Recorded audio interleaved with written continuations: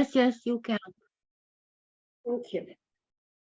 Good morning, good afternoon, good evening to all our worldwide audience and IIUans. I, Professor Nada Ratkovic, the co-founder of IIU Europe, the president of IIU Research Center, country director, and board member of IIU, heartily welcome you all to this special auspicious occasion of the G20 Summit 2023, organized by International Internship University and G20 International, today envisioned on the Shakti spectrum to celebrate womanhood and woman empowerment, and the Yuga Yuva Go Global to celebrate youth empowerment.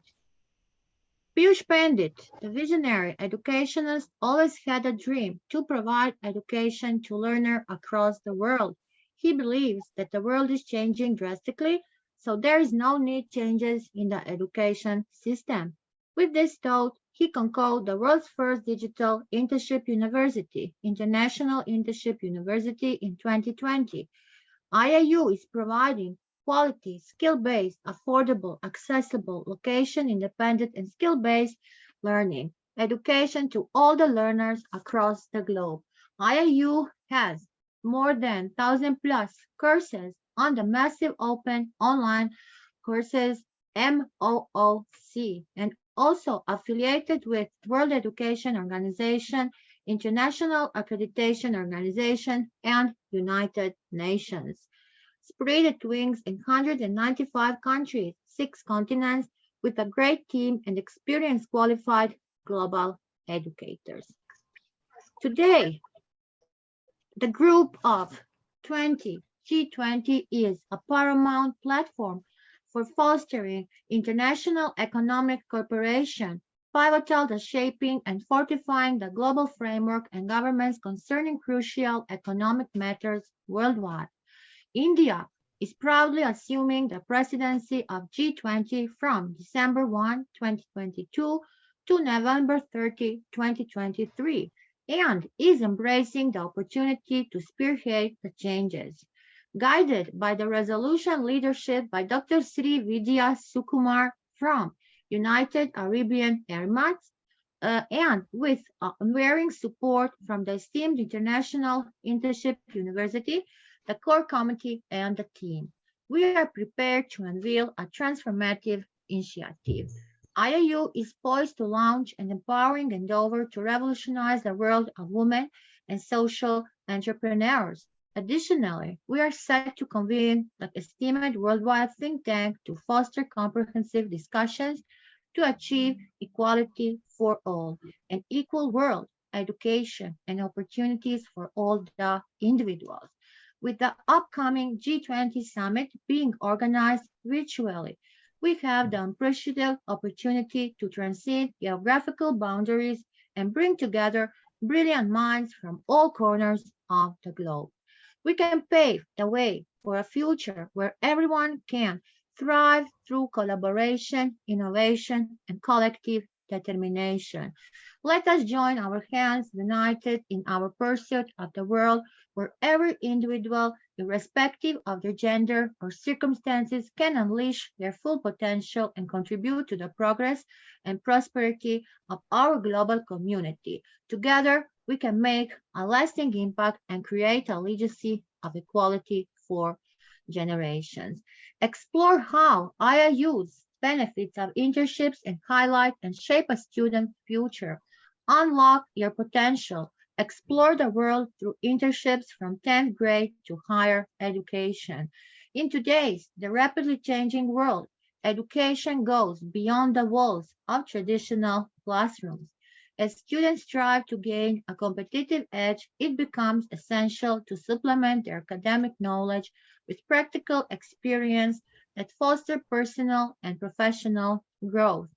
Internships provide a unique opportunity to bridge the gap, allowing students to gain real-world exposure while still pursuing their education by enhancing career exploration and decision-making, developing essential skills, building a global perspective, networking opportunities, gaining confidence and self-awareness, applying classroom knowledge, and gaining a competitive edge. IAU recognize the immense value of the internships, and we are dedicated to promote the internships from the 10th grade to higher education worldwide. Internships offer a transformative educational experience, empowering students to become well-rounded individuals with a deep understanding of their chosen fields. By promoting internships from 10th grade to higher education, IAU seeks to unlock students' potential and prepare them for the challenges of the professional world. These internships provide invaluable opportunities for career exploration, skill development, global exposure, networking, and personal growth. We welcome all to embrace the world of internships and embark on a journey that will shape our future success. Now, it's my honor to invite a great lady, a strong woman. She is well known, Dr. Virginia Riviera. She's coming from Puerto Rico, and she is our IAU core member. Dr. Virginia, welcome.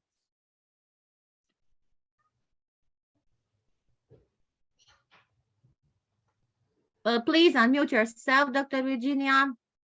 I was so excited. I was going to thank you so much, Professor Nada. I am really, really excited to be here with all of you, continuing what we started a few weeks ago, and it's going to go until September. So really, this is a great project.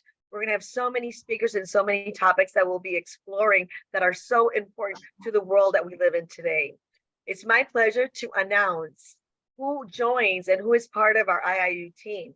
As Professor Nada explained, IIU is a different type of institution.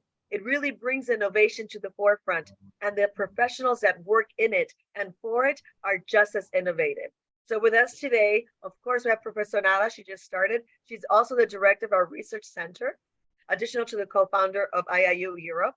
We also have with us Ermina Rascal, and she is part of the James International School and part of this team. With us also, we have Dr. Snigdha Kadam, and she is our COO, but more than that, she is an integral part of everything that happens in this wonderful institution. With us also, we have Inga, although she's not here right now, she may be joining us in a little while, and she is also a co-founder of IIU in Europe. We have Dr. Sandy Balahi, and she is with us today, and we're so excited to have you in our team. And then to start this incredible day today, I am going to introduce to you Dr. Srividya Sukumar. And you know what? I want to apologize if I don't say your names correctly. I am trying to learn them, but they're beautiful, and my tongue still doesn't roll the way it should, but I really, really admire them all. So thank you so much. So let me start with Dr. Srividya Sukumar. She is our project leader. She's an educationist, an entrepreneur. She's an education consultant, governance advisor, R&D consultant, quality assurance audit expert, and a strategic transformation consultant. We are very proud of her and all her accomplishments, and most importantly, to have her here with us today. So please, the podium is all yours. Dr. Virginia, that was very kind of you, and thanks for that sweet introduction. And on that note, I would extend a warm welcome to all our speakers who have joined us today, and also our community partners who have Global Sustainable Futures represented by Dr. Renuka. Welcome, a warm welcome to you, ma'am. It's really a pleasure and honor to have you with us on board today. And also we extend our warm welcome to iGen Global, who are again one of our community partners for today. Thank you so much. On that note, without wasting much time, I think I should go on and my presentation, share that. So, Ms. Nada, I would request you to give multiple participant sharing. Yes, I do. You can. Thank you. Thank you. I hope my screen is visible. It's coming. It's coming. still loading. Yeah, thank you.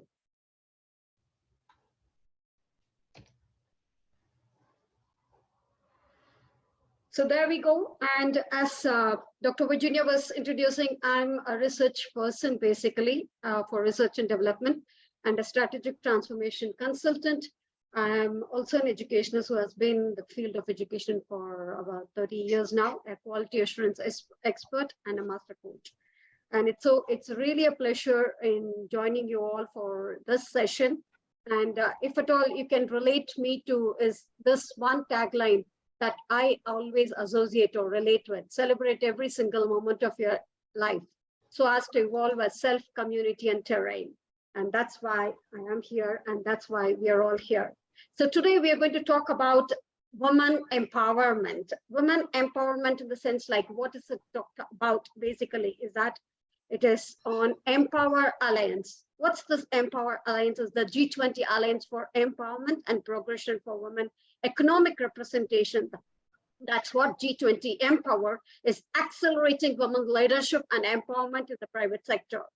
Moving ahead, as we know, what's the main root cause or what's the main objective of it? What has really catalyzed the whole thought of women empowerment is that the wider labor market picture is still more challenging and stands in contrast to the slow progress towards the parity in the leadership positions.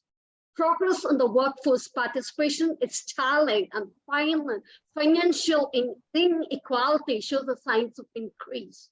On the global labor force participation, the rate of women is just over 50% compared to 80% for men. So this really paved a way or a thought process for women empowerment. And this was highlighted by World Bank in 2022. Analysis over reveals a gap of 40% of the wage levels and 50% of the income, and it's still to be bridged. Other challenges are found with respect to the access to digital technology for women. Global analysis revealed that over 2.3 billion without internet access and more than 1.7 billion who do not have own mobile phone, and 200 million fewer than men with online and mobile phone access. The data provided fresh impetus for the action from governments and investors, private sector businesses, workers, and other organizations and non-government organizations, that is NGOs. Evidence has shown us that economic slowdown disproportionately impact women in exacerbating exciting inequalities and cause gender equality initiatives to slip down governmental and corporate agendas. So post-COVID, COVID has been always a blessing in disguise. And the COVID pandemic has thrown a spotlight on enormous social and economic disparities with a disproportionate impact on the women observed in many fields. In the healthcare industry, only 25% of the women hold leadership roles. Accounting, it's only 67% of the global health workforce that is being declared by WHO in 2020. In entrepreneurship, women-owned small and medium enterprises, WSMEs, experience a more significant adverse impact from the pandemic than those owned by men. And that's what G-20 came into being with Indonesian presidency of 2022, with more than 50% of the women entrepreneurs working in the wholesale and the retail trades, which suffered significant revenue impacts due to the shutdown of the pandemic and control measures. To seize this opportunity of boosting global GDP by 3.9% by 2025, ILO 2017 that declared that private and government stakeholders need to accelerate and deepen the rollout of policies and practices designed to tackle the barriers for women to be the part of the workforce and for women-owned enterprises. Alongside the economic benefits, closing the gender gap could unlock widespread social benefits. Evidence show that women are more likely to reinvest their profits in the families and the communities, like healthcare, education, and well-being. By supporting and uplifting the role of women in the workforce, with all of us, both through owning SMEs in the wider carriers, we can bring substantially increase in the economic advancement of G20 countries while providing a more equitable and gender-balanced socio-economic environment. And there we are. More than continuing the legacy of G20, Empower plays a critical role in driving the changes required to reduce the gender parity gap. This can be achieved through a strategic collaboration between governments and the private sectors, along with the engagement with workers and their organization and other civil society organizations, which we are all going to discuss today. G20 countries should be an anchor to set up fundamental practices, best practices in supporting women empowerment, especially in increasing women economic participation, enforcing policies including internationally recognized labor standards to assist women in the rising to leadership positions and establishing an environment to grow long-term essential skills. So that's what G20 Empower Alliance stands for. G20 Alliance for the Empowerment and Progression of Women Economic Representation accelerates women leadership and empowerment in the private sector. It does so by leveraging its inclusive and action-oriented vision and its unique partnership model as G20 Empower is the sole G20 entity that brings together over 60 business leaders and governmental representatives to advance a common goal. Launched during 2019 G20 summit in Japan and established during the G20 Saudi presidency, G20 Empower includes the 28 members, including G20 and the guest countries of the European Union. Under the Italian presidency held by Paolo Mastro, President of the Valor, with the support of the Italian Department for Equal Opportunities, G20 Empower advocates for the progress of the women empowerment across the three cross-cutting areas of G20 for people, planet, prosperity as follows. Measuring to improve its fundamental growth for both government and the business to track the process, set goals and monitor trends in the advancement of the women to the leadership roles. Female talents pipeline as a key to women leadership, and it is essential to look into the diversity, inclusion, and the equity policies and enables to address systematic barriers surrounding the advancement of the women. Leading to the future, it is necessary to address these gaps in availability, adoption and implement of the programs to provide women with the skill and qualification needed to meet and lead the future technological, digital, and sustainability challenges. So these are the priorities that are being discussed during the Empower plenary meetings and through high level to define G20 Empower commitments in the final communique. These commitments guide the daily actions of the private section leaders across G20 countries to advance women leadership, and the final communique will be shared during the August Ministerial Conference on Women Empowerment in October 20 G20 final summit. The alliance has also been built of its G20 and the guest countries with a network of over 400 advocates within the private sector. The heads of the foundations and associations act as supporters and promoters of G20 Empower vision, messages and pledges within the companies, the sector and the country, amplifying the impact of the alliance work. Leveraging this network, G20 Empower is collecting a large range of best practices that support the greater recruitment and advancement of the women as business leaders, and the compilation, the outcome of this effort will be a key output of the work of the G20 Empower under 2021 Italian presidency. How does the G20 Empower support the women leadership? G20 Empower, produced by the collective recommendations and concrete deliverables, ensure the measurement of KPIs in supporting the women leadership, supported by two other reports, that is KPI dashboard and best practices playbook that we are going to see further. So what are the playbooks that they are working for?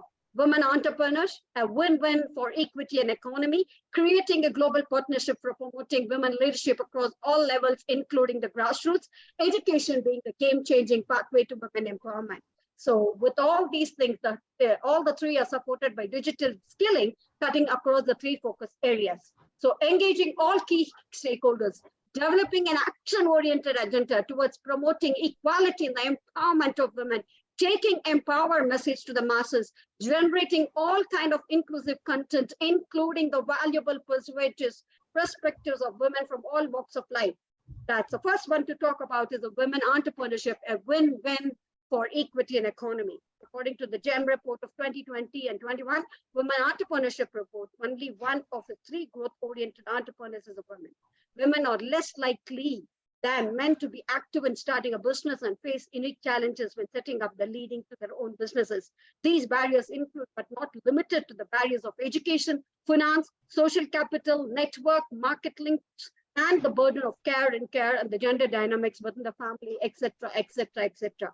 I'm sure our other speakers will be able to contribute more on this topic, especially Dr. Renuka is going to speak more on this topic further. There is a growing recognition among the world leaders that the women entrepreneurs are making a significant contribution to the global economy and society. Globally, an estimate of 274 million women are involved in business startup, in addition to 139 million women owners and managers of established businesses and 144 million informal women investors are there. Promoting women entrepreneurship is significant because it increases women access to income. It is a foundation for women economic empowerment. It leads to overall economic growth of a nation. It is crucial for achievement of substantive equality. It increases total number of entrepreneurs and the labor workforce participation too. So women's right to equitable economic opportunities and its critical importance for sustainable development is embedded in several multilateral normative frameworks. So G20 is strategically securing future for global economic growth and prosperity. Thus, G20 Empower 2023 is committed to highlighting the role of women's entrepreneurship towards women's economic empowerment and the overall growth of the nation's economy. The SDG Goal 5 aims to achieve gender equality and empower all women and girls. So G20 Empower 2023 will pursue women's empowerment under SDG Goal 5 as an overarching priority through the G20 work streams.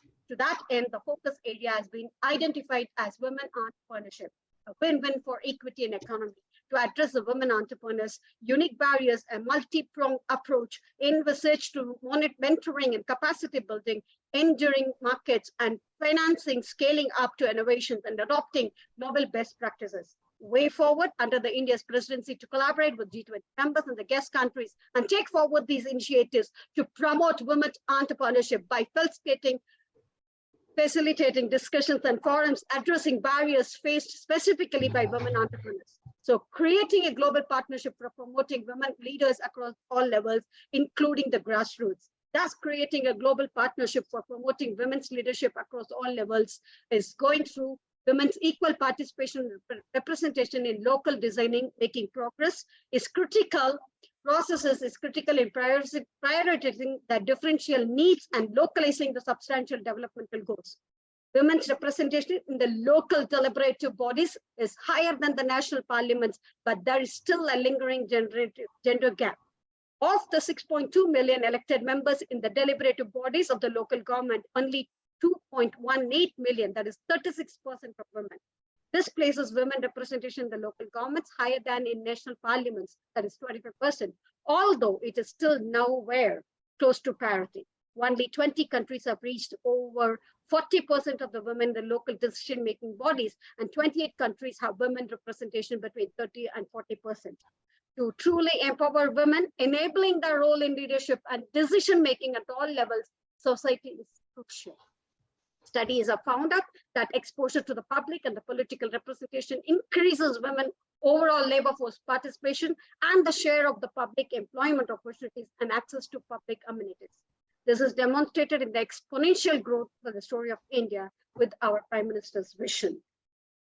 So G20 Empower 2023 will pursue women's empowerment under SDG Goal 5 as an overarching priority through G20 workforce streams. To that end, one of the focus areas is partnership to promote women's leadership at all levels. So creating global partnership for promoting women leadership is significant for improving nutrition and health delivery, promoting digital and financial inclusion, increasing women overall labor force participation, access to public amenities and resources, promoting women in the governance roles, enhancing women's public and political representation.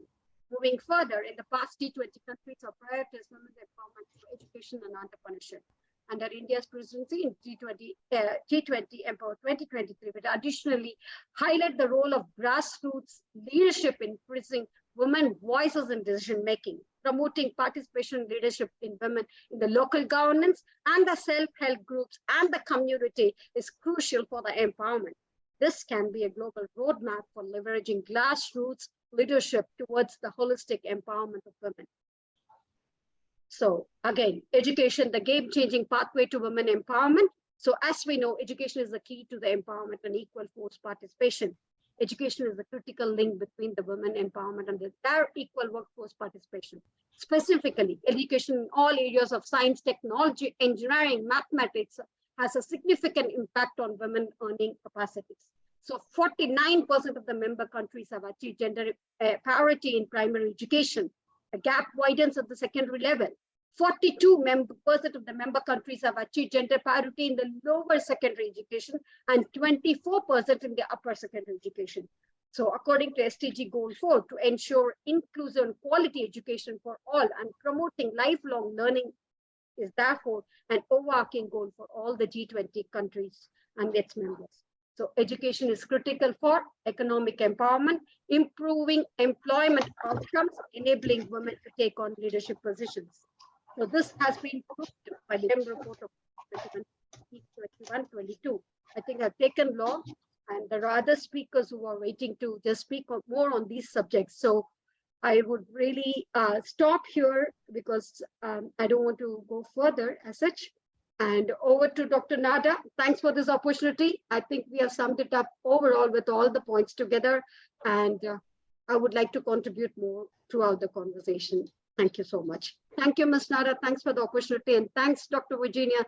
Thank you so much. And I would like to thank Dr. IIU also for giving me this wonderful platform to share my views. Thank you.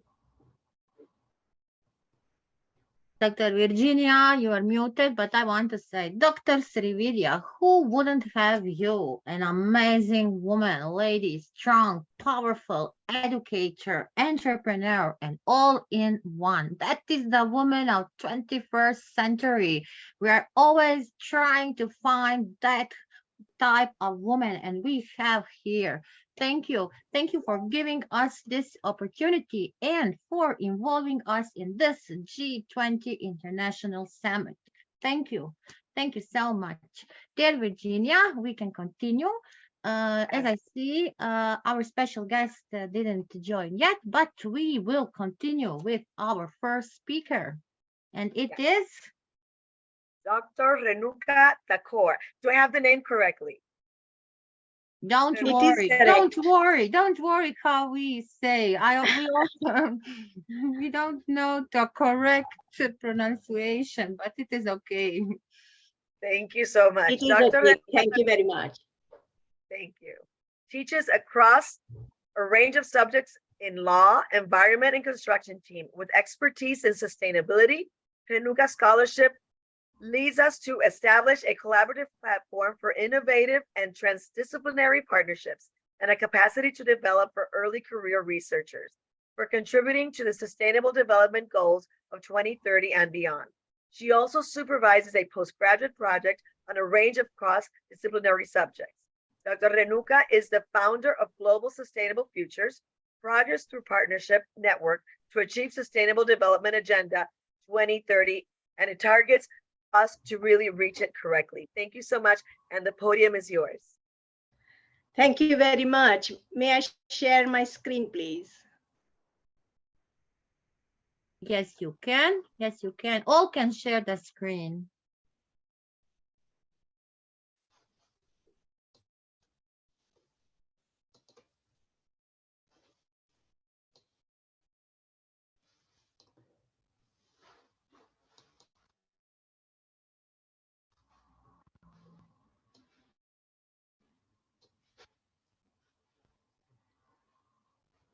Are you able to see the screen? It is coming. It is coming. Yes. Okay. Thank you very much. So good afternoon, everyone.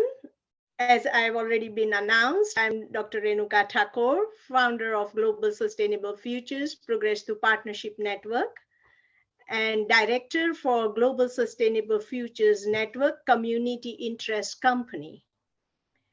So I'm humbled and honored to be here. I thank the administrators of the International Internship University, the organizers of G-20 International, the program leaders of Shakthi Spectrum to celebrate womanhood and women empowerment, and the Yuga Yuva Go Global to celebrate youth empowerment. I heartily thankful. I'm very thankful, Dr. Sri Vidya Sukumar, for thinking of me and inviting me to share my perspectives on the topic of women in SMEs as drivers for economic growth. Briefly, I would like to introduce my network first and then come to the few main points that I would like to share with you. However, I don't think I can go beyond any points that were already mentioned by inspiring, encouraging, and energetic talk from the frontier of the advocacy for the women empowerment and entrepreneurship. Just you have heard from Dr. Srividya. So thank you very much for that talk. It's very inspiring. Thank you. So here is video of GSFN. However, it's only 5 minutes long, but I won't go through it now. But I'm going to share my PDF later on so that people can go through it to understand our vision and objectives of GSFN. And just to let you know, the vision for GSFN is like through GSFN, we want to play a leading role in creating an inclusive and engaging platform for early career researchers, but also for like-targeted stakeholders, including startups and entrepreneurs, supported by senior researchers and business leaders, where everyone can share in their research, innovation, visualization, and enthusiasm for global co-creating sustainable future. So here is just a demonstration of how wide we are, maybe not so wide as International Internship University, but this is led by volunteers and individuals. So we have more than 3,000 coordinators from 152 countries, and through coordinators, they are of individuals and organizations like you. We have been able to reach out to 1 million people. We have received, delivered more than 500 plus hours of online videos. We are linked with 15,000 people on LinkedIn and other Facebook and other social media.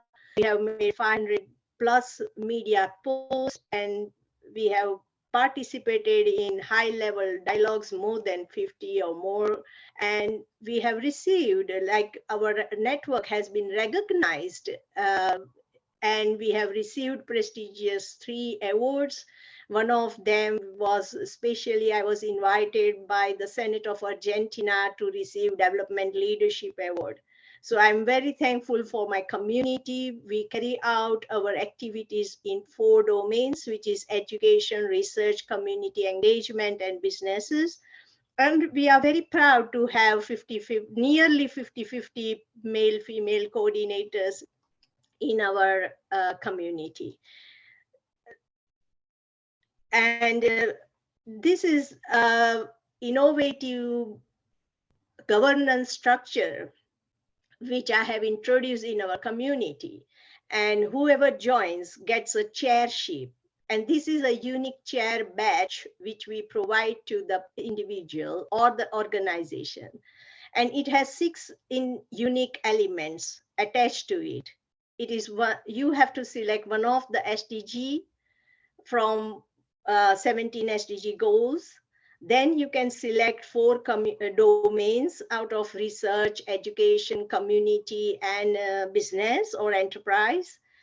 And then you can attach yourself to any level. It could be global, it could be country level, it could be regional, it could be a university level, it could be any home level or individual, one of our coordinators has a tribal level, and so on. And then you can put 3 unique words about your activities, and with these 6 elements, you become a unique chair of your own activities. We do not have any mandatory requirement for this. Everyone is able to freely join this network and have this chair badge. What we do then at the end of the year, we send out a self-nomination form, and you put down your activities, and based on just the face value and other obvious evidence, we award you with bronze, gold, platinum, silver award. And that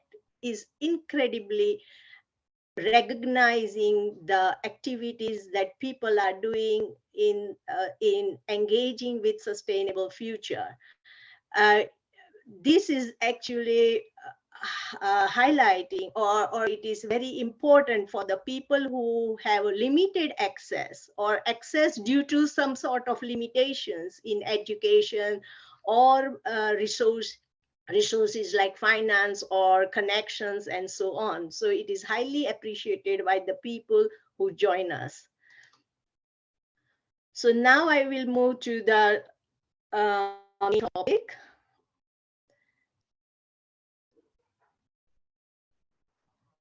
Women in SMEs as drivers for economic growth. Of course, everything has been said by Dr. Srividya. But however, everyone, I think here agrees that activities of entrepreneurs are considered as an important driver for economic growth. Leave alone female, I'm not talking about female, but even all the activities of entrepreneurs are considered as an important driver for economic growth. And criticals in 2015 argued that entrepreneurs generate employment opportunities, not only for themselves, but also for others in order to create jobs. Beyond the job creation, entrepreneurial activities may influence a country's overall economic performance in several ways, such as entering markets in new products, innovation, technologies, or production processes. Importantly, they create a new organism which increases productivity and competition. And the new venture creation accelerates structural change. Without new venture creation, economics can become stagnant. And according to UN Women, where more women works, economies grow. And even this has been supported by the literature. And it shows that women economic empowerment boosts productivity, increases economic diversification and income equality, in addition to other positive development outcomes. Increasing the female employment rates in OECD countries to match that of Sweden could boost GDP by over 6 trillion USD. So, however, it should be recognized that the growth does not automatically lead to the reduction in gender-based inequality. However, and also it is estimated that gender gap costs the economy about 15% of GDP. Women's economic equality is good for business, and that has been, accepted by most and or probably everyone here. And companies greatly benefit by increasing employment and leadership opportunity for women, which is shown to increase organizational effectiveness and growth. It is estimated that companies with 3 or more women in senior management function score higher in all dimensions of organizational performance.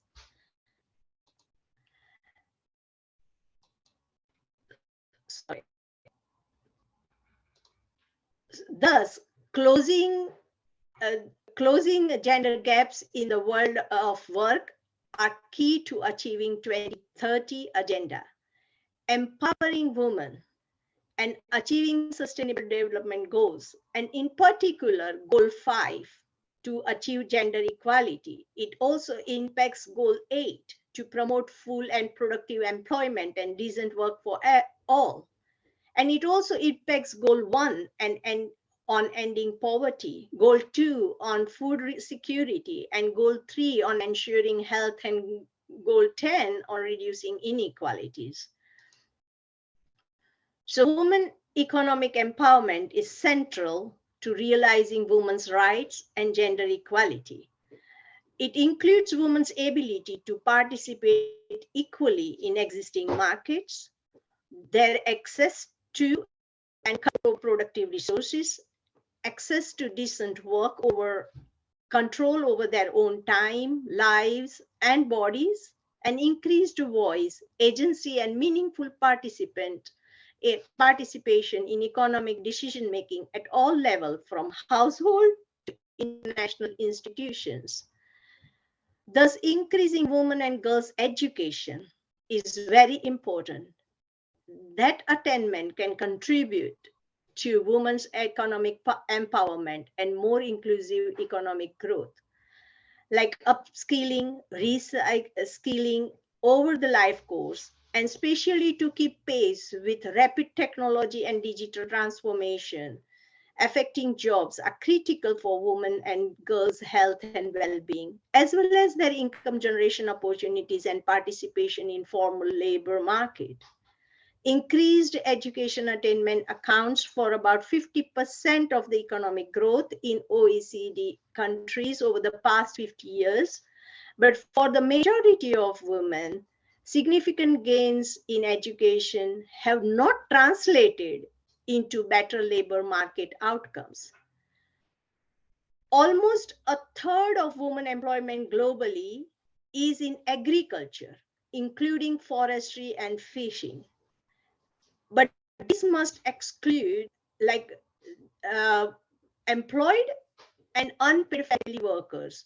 So yet differences across countries and regions are striking. The share of women workers in agriculture is only 9.5% in upper middle income countries and 2.6% in high income countries, while agriculture remains the most important employment sector for women in low and lower medium income countries. And therefore, rural women ensure like they should be supported the most because they ensure food security for their communities, build climate resilience, and strengthen economy. Gender inequality has an impact due to discriminating laws and social norms, and these are combined with a fast changing economic, technological, and environmental landscape, which restrict their full potential, leaving them far behind men and their urban counterparts. So this is the area where a lot of support is needed from technology, social construction, and environmental education and sustainable practices. I am building a team on a farm carbon calculator for every country worldwide and to use it as a tool to educate the whole supply chain in agriculture in terms of carbon literacy, which would include understanding soil, water, crop, tree, land management, and all the parameters impacting agriculture. How to smoothly transit to the environmental friendly, circular, and sustainable practices. Provide an ecosystem for innovative social construction where we can create interdependent collaborative leadership, including everyone, men and women, where each one is complementing each other rather than competing with each other, and increase diverse practices within the context of local and regional culture. And so I will invite you all to join GSFN, these very, very ambitious project. Let's all come together and co-create sustainable futures together. We can make this happen. Thank you for having me here and connect me to whichever channel you can.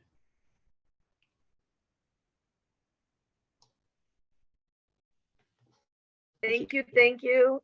Wonderful, Dr. Renuka. I think that you mentioned so many important points. I think we hear it and we hear it again, and it doesn't really drill in until you have an experience where you realize that you could be better, but because of being a woman, you're not. So I think that we need to continue telling this and really involving ourselves in the situation and being part of the situation. I just wanted to say when Dr. Srividya was talking, if we're not invited to the table, we have to bring our own chair. We need to start getting into the space because sometimes they just don't think of us, but we know that we need to be there. So thank you so much for your very, very important message today. So I wanted to know if our special guest is here already. If not, then we'll move on. Natasha? Natasha's here. I'm here. Latasha or Natasha? It's No. Natasha. We have a Latasha and we have a Natasha. Oh, okay. Oh, I know Latasha's it was so funny. Yeah, but we have both. Okay, Okay. so good. We're almost with you then, Natasha. So I think right now it's Faisa, and then we'll be with you. So now let's welcome, but it's almost your time. So now let's welcome our dearest Faisa Prodham, or I know this is not important, but it's important to me. Can you tell me how you pronounce your last name, Faisa? And take off your microphone. She's right there. Do you see me? Faiza, think she's- unmute yourself. I Faiza. think she's frozen. She's frozen. Yes, Faiza. So I'm gonna go ahead then maybe and go with Let's Natasha. move. We will come back. Yes. Okay, I'll go to okay. So Natasha, here I'm going to be going with you, and I love that it says prophetess. See, Psalmist. beautiful woman we have Beautiful. here today. Yes. Natasha Jones. I love it. I love it. You're an international transformational empowerment speaker. Faiza, do you And hear you us? are the vision. Faiza, hear us now. Unmute yourself, dear. Okay. Okay, Faiza so is- I am. Wait, am I audible? I cannot Yes, hear. yeah. Only about you, it's just buffering. You were frozen. Am I audible? Yes, now. Yes, Faiza. Yes. Okay, so Natasha, I'll go with you in a few. I cannot Let me- hear. You cannot hear. You cannot hear us. No. Faiza, do you Yes, hear yes, us? now I can hear you guys. It's just slow. Please, can you Yes, go? I can hear you, Nada. Okay, great. Okay, So you can okay, start. wonderful. Yes, you can start then. Yes, okay. Go ahead. Go ahead. Please, Okay. Dr. Virginia, First will you of all, introduce thank you our very much Faiza? for having I don't think she can hear us very well. me. Yes. Yeah, Faiza, I just wanted to say a little bit about you so people know, who you are and what you do. Sure. So you're an author, an entrepreneur, an environmentalist, and a wellness thinker. She believes that the protection of women and girls from sexual and gender-based violence should be recognized as a priority challenge, and acknowledges that women's peace coalitions have grown in strength to advocate and bear witness of the crimes against women. She believes that we should unite under this flag. So go ahead now, Faiza. It's your turn. Thank you so much. Thank you very Thank much you. for having me on this wonderful platform on this G-20 Summit. So as today, our topic is women empowerment. So, and I'll reflect on gender equality. Gender equality is when people of all genders have equal rights, responsibilities, and opportunities. Everyone is affected by gender inequality. We all are witnessing this around the world. Women, men, trans, and gender diverse people, children, and families. It impacts people of all ages and backgrounds, despite of different nationality, languages, colors. Gender equality does not imply that men and women are the same. That's why I think we are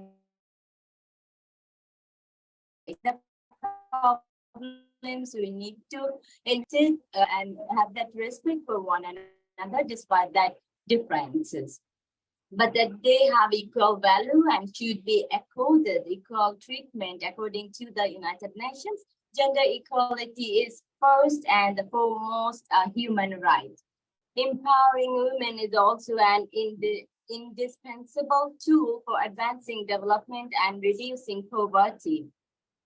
Empowered women contribute to the health and productivity of their families and communities, leading to improved prospects for the next generation. Therefore, gender equality is important not only for women, but also for the society, the nation, and the whole world.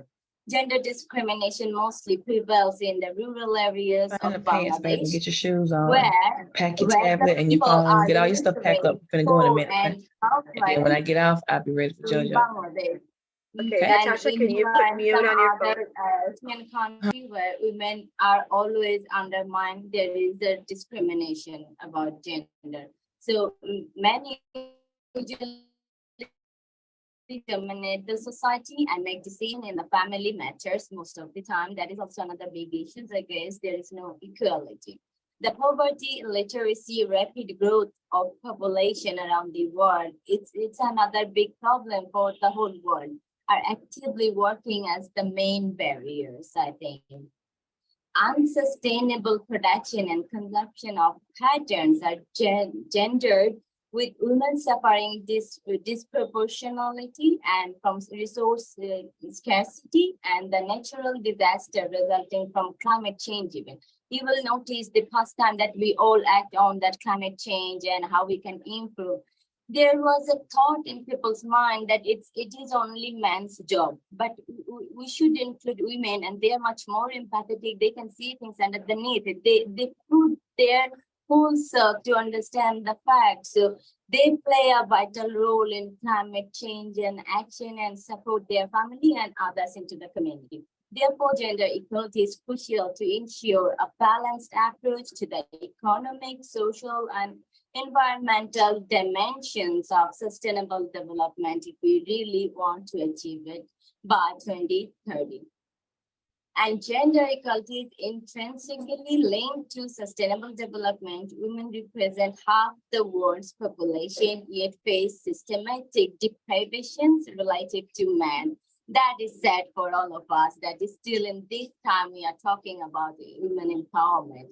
Putting women and girls at the center of economics will fundamentally drive better and more sustainable development outcomes for all of us. Support a more rapid women naturally possess a quality of discipline, structure, empathy, and see things from beneath, as I mentioned earlier also.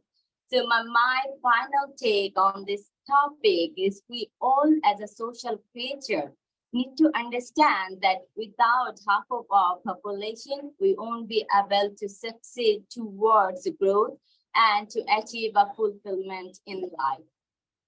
And every man needs to be more understanding to the fact of a woman's mental and physical psychology and how they function. And same goes for women too.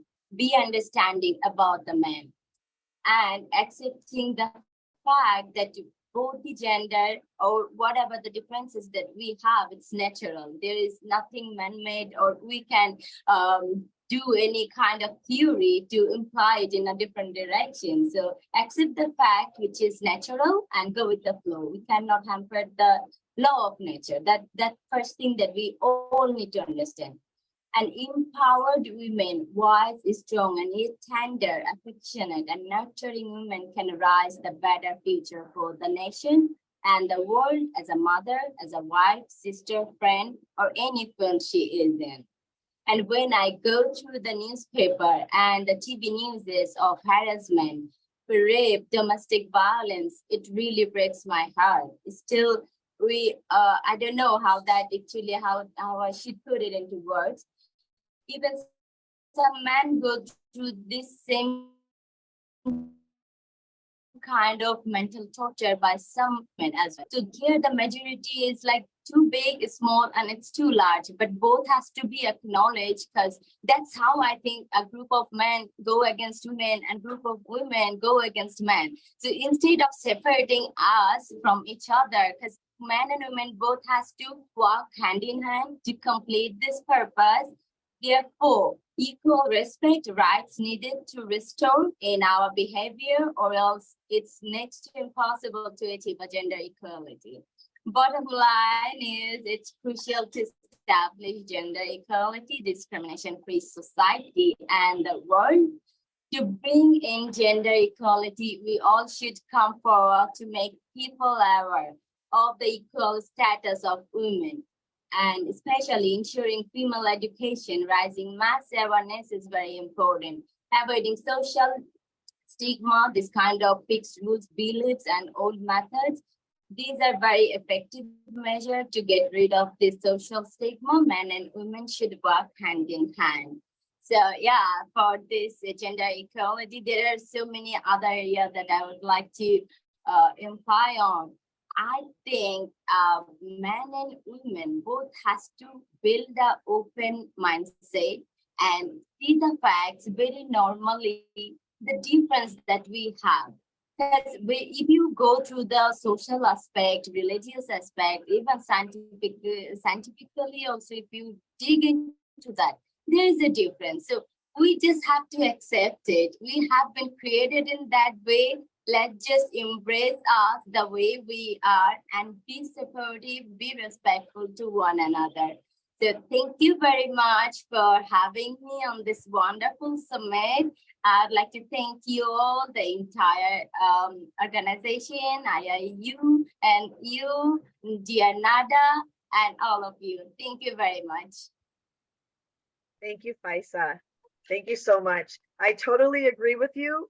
I think that in order for us to have a sustainable world, we need to collaborate and we need to be hand in hand, but we need to teach that from the time that they're little, right? And we have to get rid of the gender biases that still affect our communities. But definitely, in order for us to have a sustainable world, everybody has to contribute. So thank you so much for a very empowering message. So now, welcome, Natasha. I am so happy to welcome you.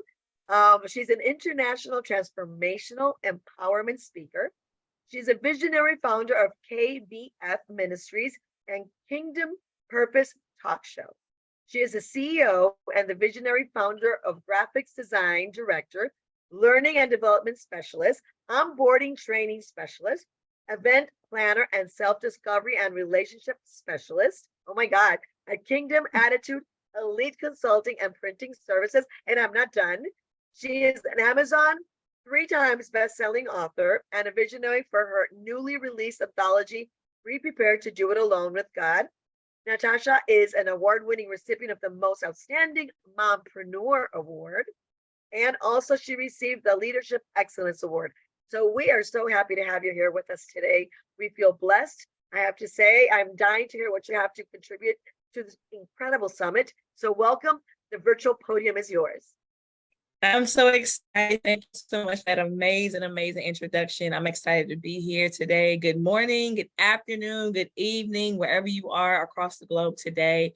I come before today. I am filled with passion on today and excitement as we do embark on this journey to speak on advancing women in leadership, okay? Because we're at a season of advancement and expansion. And guess what? It's happening fast. It's not happening slow. We're not slowing our feet. We're doing the multiplied momentum that we are to do because we know our place and we know that we're multifaceted. That's the way God created us. And everybody like, how you do so much? A lot we cannot explain as women. We just do, right. And we just know, and we just move, and we go with what God has given us, being able to balance the two. So in a world today, as we're living in, we're constantly evolving as we find ourselves in a pivotal moment of transformation, okay?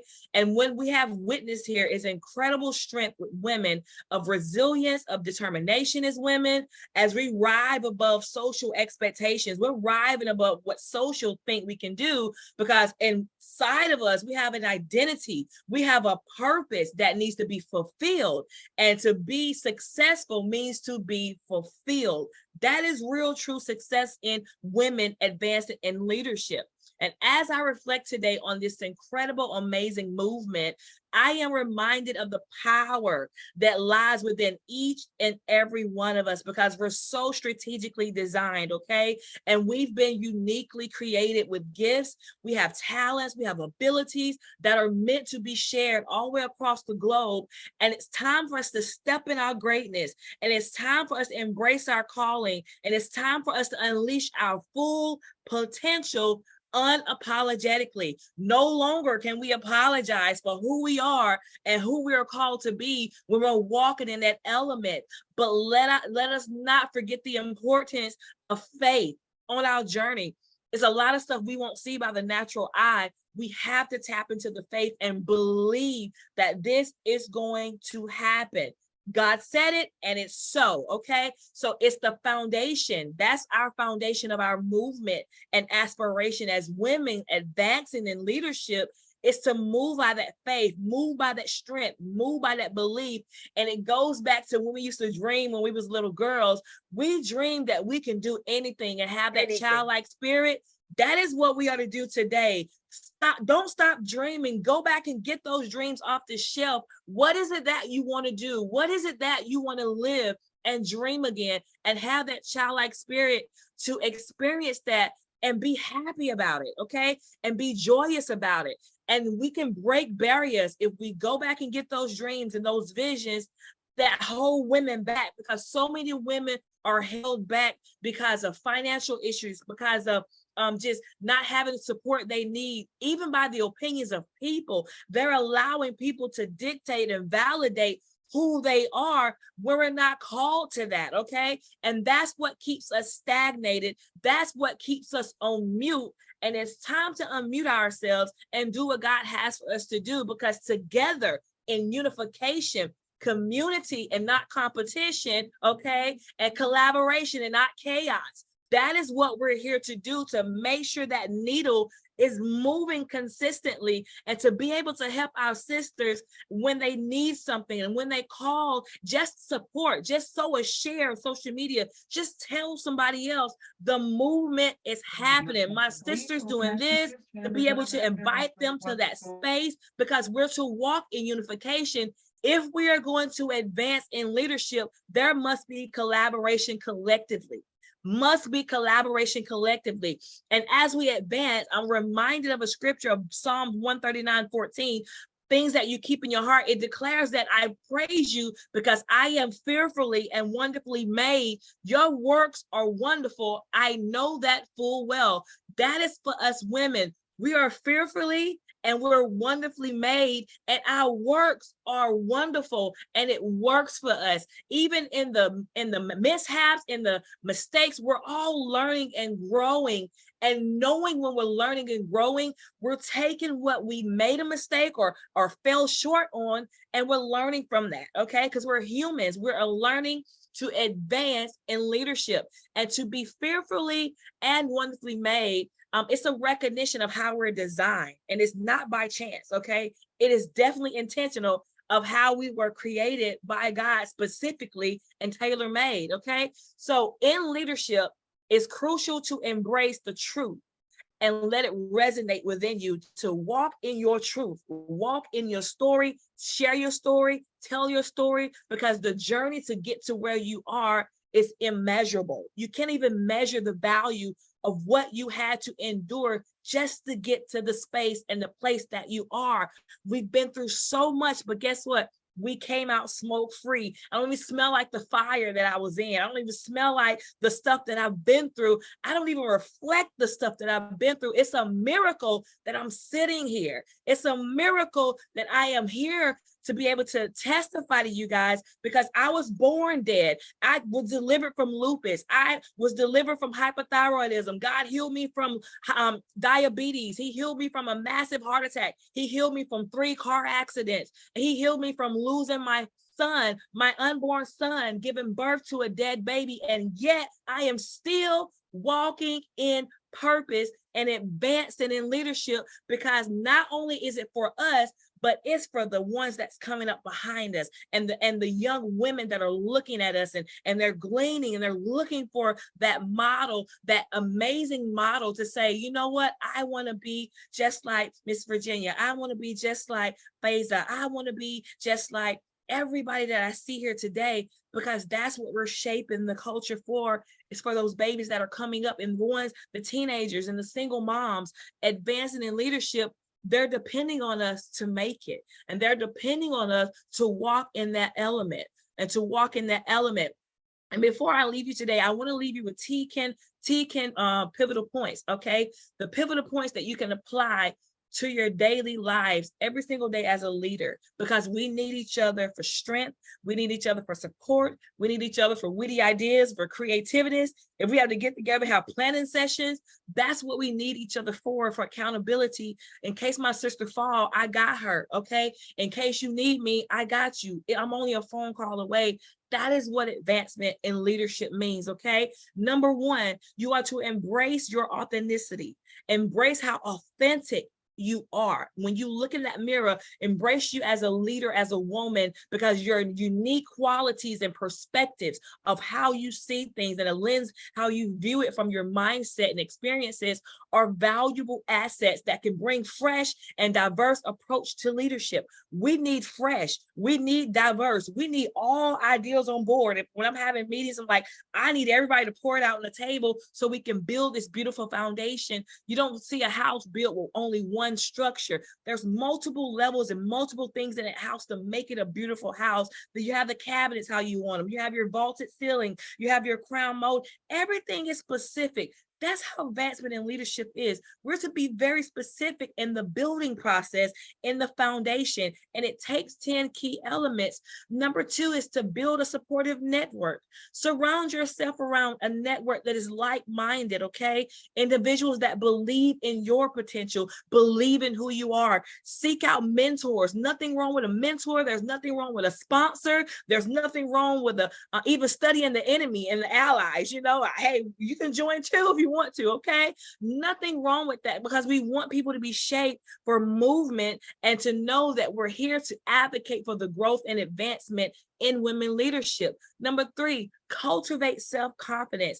I can't stress enough how much self-care mastery, taking that time. If you want to go get a cheeseburger and a milkshake, that's your business. You can go get whatever you want because you work so hard during the week. You deserve that self-care. You deserve that mani-pedi. You deserve that. I get collagen mani-pedis all the time, and I be fulfilled because that's an inner happiness, and I'm tapping into that level. Because if I don't fill myself up, I can't go out there and pour out to nobody else being empty. Okay, I can't do that. So it takes that time for me to have that self-care mastery to be able to take care of myself and not having to depend on a man to do it. We can't wait on a man to pay for nails and hair and all that good stuff. We have to take that initiative and really cultivate and take care of ourselves. And number four, break free from limiting beliefs. What you've been limited, even by things that have been traditional, that has stopped you and put a cap on you. But guess what? That cap has been removed, and you're walking to that level to where you can break free and don't hold back. Trust in your capabilities, okay? Push beyond your comfort zone. Step out of that comfort.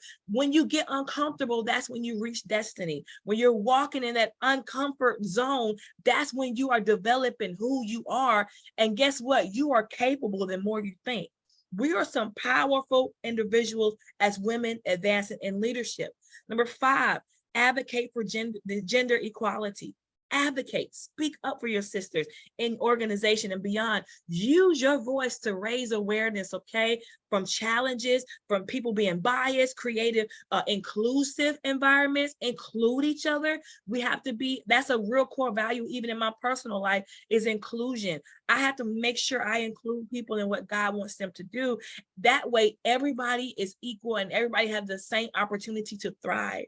And it's time to move out of survival mode. We've been stuck in survival so long, making it paycheck to paycheck and robbing Peter to pay Paul and barely making it. And God says, I'm moving you from just surviving to thriving and thrusting you over to what you said you wanted and desired and prayed for. And guess what? That promise is coming to pass. Number six, lead with empathy and compassion. That's one of the main things that some of us lack in leadership, and is empathy. We don't put ourselves in each other's shoes. Now, we don't have sympathy because that's a natural response, but to be empathetic, that means I place myself in your shoes, and guess what? I understand. And sometimes people, when they have conversations with us as women, sometimes they don't need a response. They just need a listening ear. They just need that support to say, you know what? I understand what you're going through. I understand what it feels like. Instead of the judgmental and the competitiveness, Put yourself in their shoes and lead so that we can foster that culture of trust and collaboration and support. Number 7, continuously learn and grow. Continue to be a student at all times. It doesn't matter what platform I'm on, what place I'm in. I'm always learning and I'm soaking and I'm applying it in my life and growing. And that life, a process, is growing because we have 2 dates. We have a beginning date, which is the birth date, and we have an end date. And in between that date, we have a dash. That's us. What are we going to do at the time that we have left here? What impact are we making with the dash? That's why time is of essence.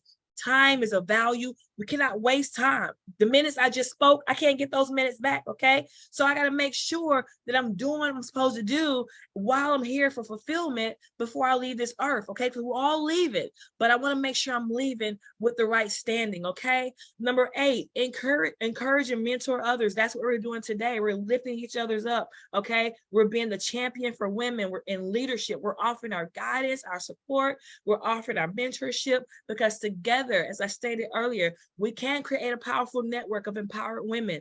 It takes a bold, calculated risk, okay? Moving to number 9, take that bold risk, calculated, okay? Embrace the risk, seize the opportunity for growth and advancement.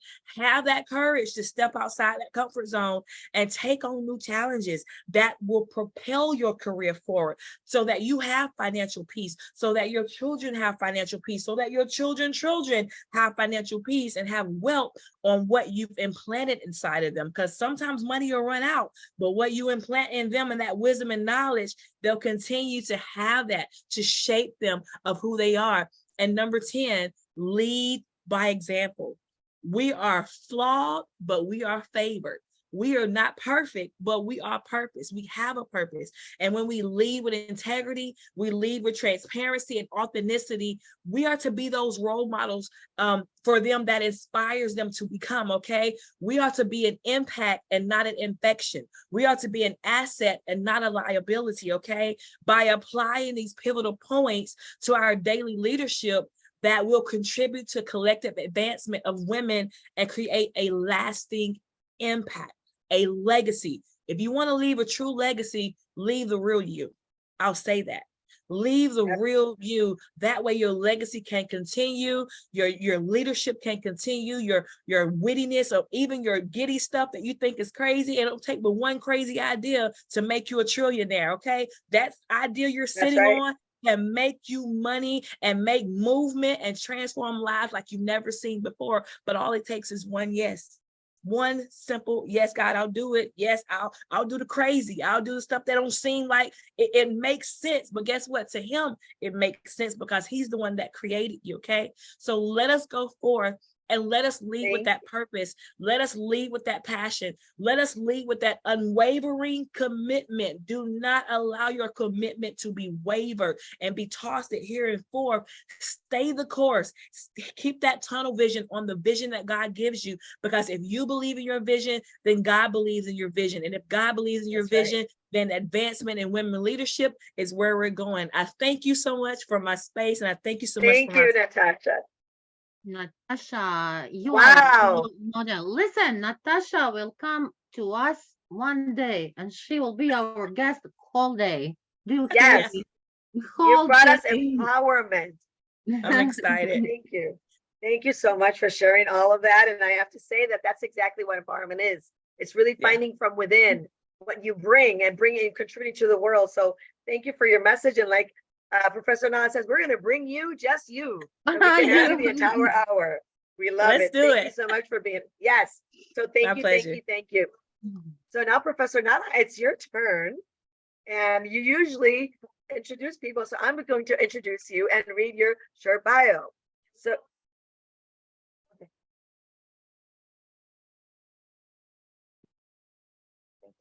okay, sorry, ladies.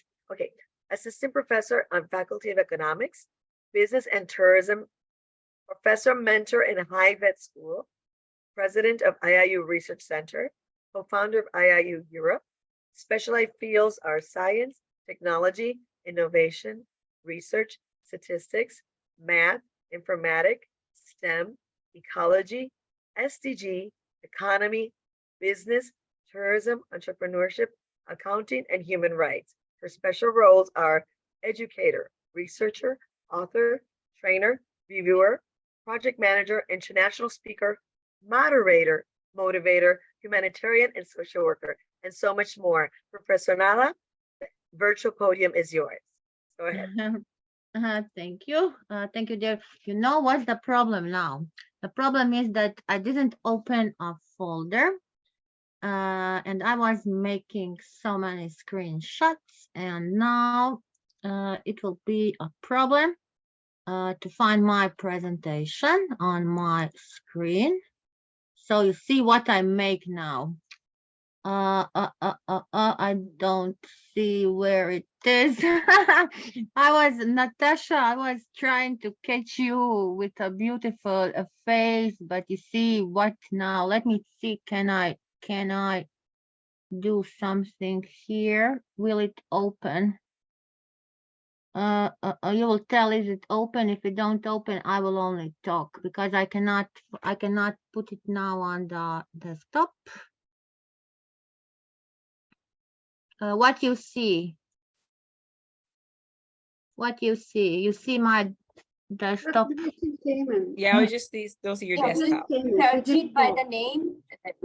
No, it's okay. I Save it. cannot find now my presentation. I need to move all the folders, these files in the folder. So I will just speak. So no problem. I want to say that I'm really honored to be involved in this great G20 summit with Dr. Srividya and with all our great team, our esteemed guests every week on a new topic. This topic is very important. We need to empower the woman. So I want to talk about this part of empowering the woman in digitalization. We need digital for all the women and innovation and technology for all the women. Coming from Croatia, my country, Croatia is providing a very active support for the women's empowerment. Even we are doing that on the national level, also on the international. We are combating all stereotypes and for the better and for work-life balance. What is the notion? The notion is that women's progress today represents a human progress. So it lies at the core of our national policy for gender equality. And it is always continuing to support the woman, empowering the woman. And we always remain the major policy priorities and focus on that. We already touched many of these things from my topic. We know that we have Women's Day, that United Nations observes the International Women's Day. I can say that the Women's Day is every day because not only one day. So I will start. I like everything. So I like also writing poems. I like acting. I like researching. So today I feel just like that to say that for us women, there's no limit. That we prove today with this amazing woman on the IAU stage. So there's no limit that we can accomplish. We are unstoppable. We are a force, a strong force, and we only can decide what can we do with our life. So to all these amazing women around the world, I want to encourage them because the women need to decide what they want in their life. And I wish them the best from one woman to another woman and without any diminish. I work a lot for empowering the woman in my country, also on the international level. Empowerment is always, for me, the first and foremost. If we want to talk about the power, if we want to change power, we need to change power in our relations. We want to we need to, if we don't know, we need to make exercises. We need to try to get a help because we can define the power. If we talk about the power, I think on the all resources that the woman needs to have, physical, human, intellectual, financial, and control the ideology. Unfortunately, this is not happening in many countries. We already see what it means economic growth and economic development. We don't have economic development if the women are not involved. Also, there is not then economic growth. How can we talk about decent growth? How can we talk about innovation in infrastructure, well-being, gender equality, strategic partnership, every one of 17 SDGs, if we don't empower the woman? Educational empowerment, economic empowerment, political empowerment, psychological empowerment. What is the benefits more for our society? If we want to talk about the benefits and we empower them, we can say that by the organization OECD, Organization Economic Country Development, gives us a definition that women's capacity is to contribute and to give the benefit for the economic activities, and all that need to be recognized, and the women need to get the recognition for that what they are doing. So doing what a man do as well as they do it, it does not seem to be enough. We, like a woman, we need to be able to manage and to make the balance of everything, being competent and communal. Today, talking about digitalization, there is a shift towards digital modern world. We're living in a modern world, so it has a measurable impact on our workings and on our education. In 21st century, we know that women also needs to have the skills. Talking about the literacy, numeracy, everything. So financial literacy, digital literacy, eco-literacy, media literacy, that are the foundational literacies. Women need to have competences. Women need to have all the qualities. So talking about digitalization, we have the modern approach to digitalization in education. Like an educator, we have the I-pedagogy wheel, where we always put in the middle the verbs. After the verbs, active verbs. We try to, that is called the Bloom's taxonomy. So the Bloom's taxonomy is also in digitalization involved. And then we need to use the digital tool. So how can the woman use a digital tool if she is not involved that? So success is always the revenge. We know that women today needs to be involved in science, STEM for all women. Women also, we need to, we here, I can say at IIU, we are really doing that. We are giving, we have so many training sessions on the different topic, and also on the STEM and women empowerment, giving them, the main STEM essential competencies are problem solving, creativity, inquiring skills, math and science skills, engineering, design thinking, critical thinking, collaboration. If we talk about the occupations, women in STEM occupations, we know that the biggest number of women like a science are biological science. Engineers we have in computers, computers, chemists, and others. So today, young women and whoever else may be interested can do that. So what is the message? Just get out of that, do it on the way, and do it with the work, do it with the heart. So we need to encourage the woman. We need to help the woman. We need to continue giving this education, training sessions, coaching them, training them. In Europe, we have a big European platform for the women's science.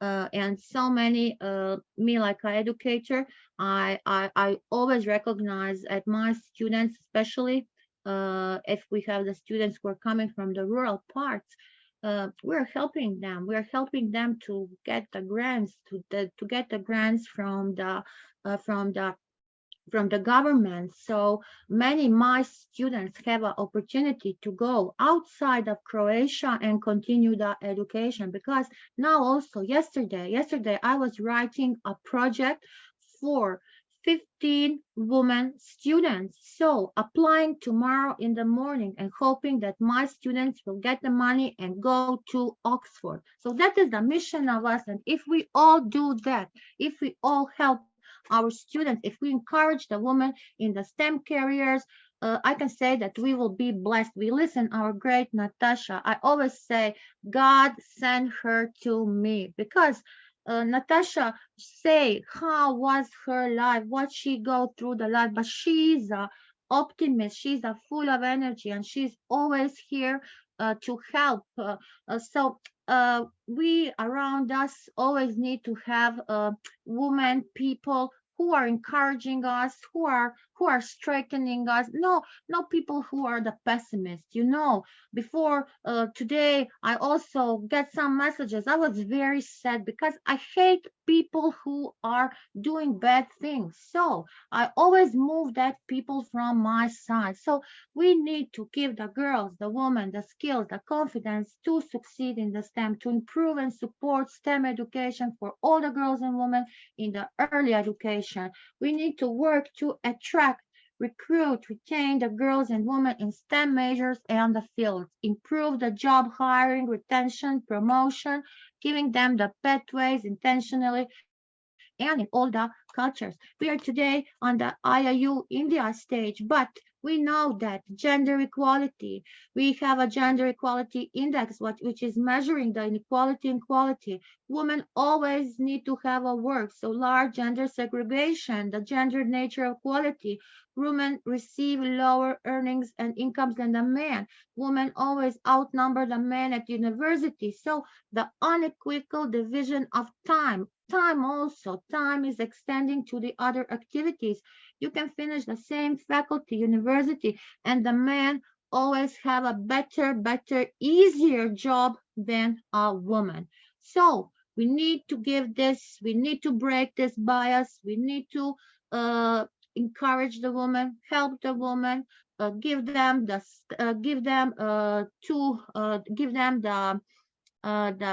main digital knowledge, encourage them to work in STEM, encourage them to go to the field of engineering. So I will today finish with one example.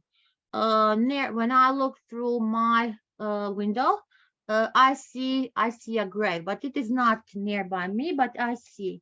We have in my town a girl with who is laying, who died in sea in my town, and her portrait today is $20 million.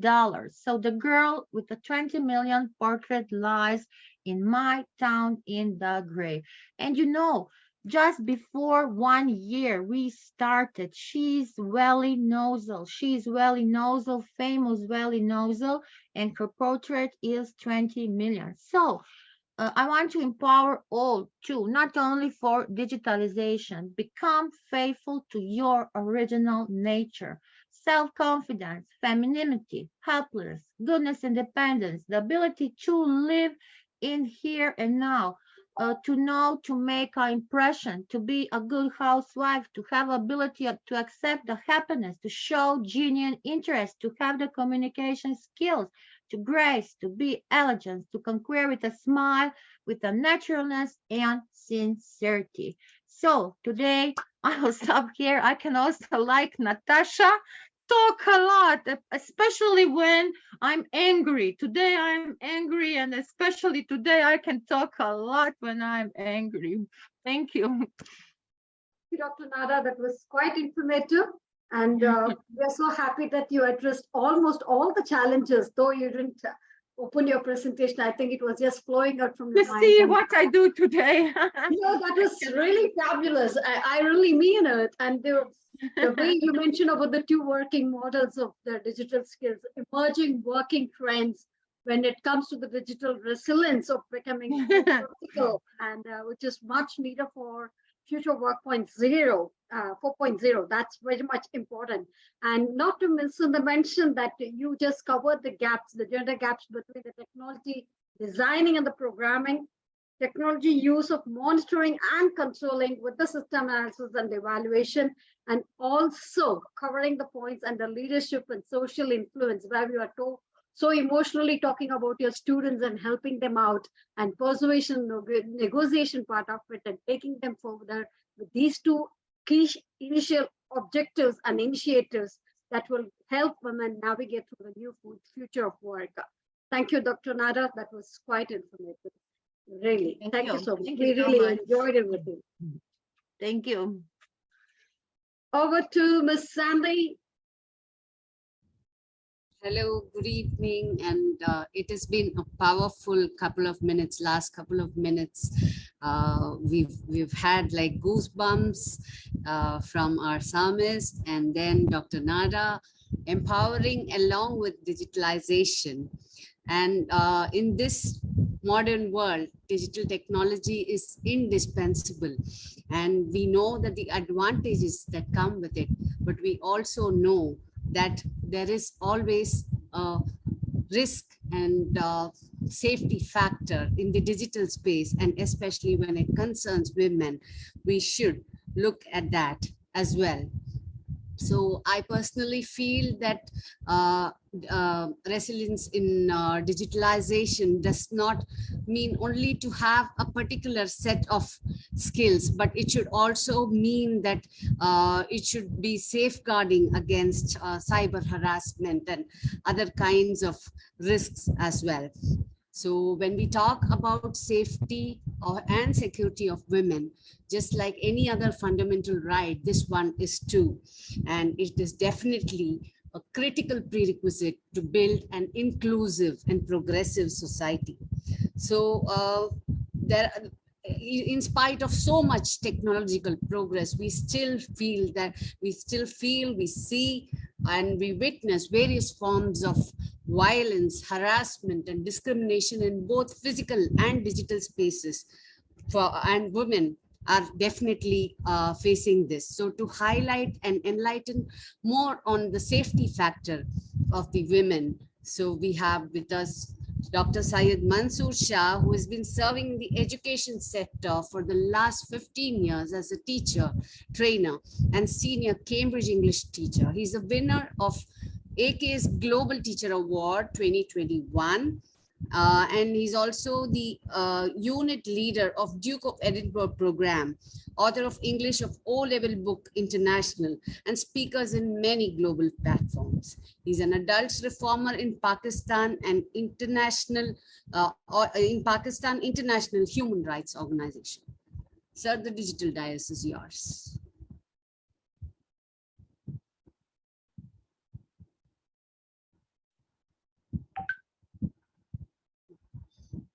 Dr. Syed, are you there?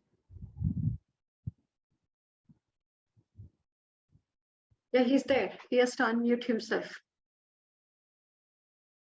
Dr. Syed, may I request you to unmute yourself and give your inputs on security and safety for women.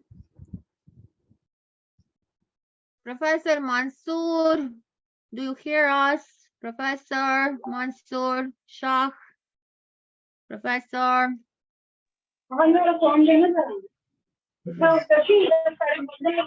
Yes, hi everyone. Good evening. Yeah, good evening.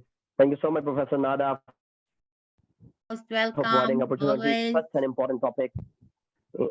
Yeah, I think I'm audible to you, right? Yes, yes, you are. Yes, you So- are. So, respectable audience, accelerating the women peace and security, that is an important topic. So violence and discrimination can blight women's life and hold them a job to improve women's rights and safety in communities in which we operate. We just provide them like a good place to work. We can provide them a safe place where they can operate and perform their jobs. Harassment is one of the 8 salient human rights issues we have identified for our business.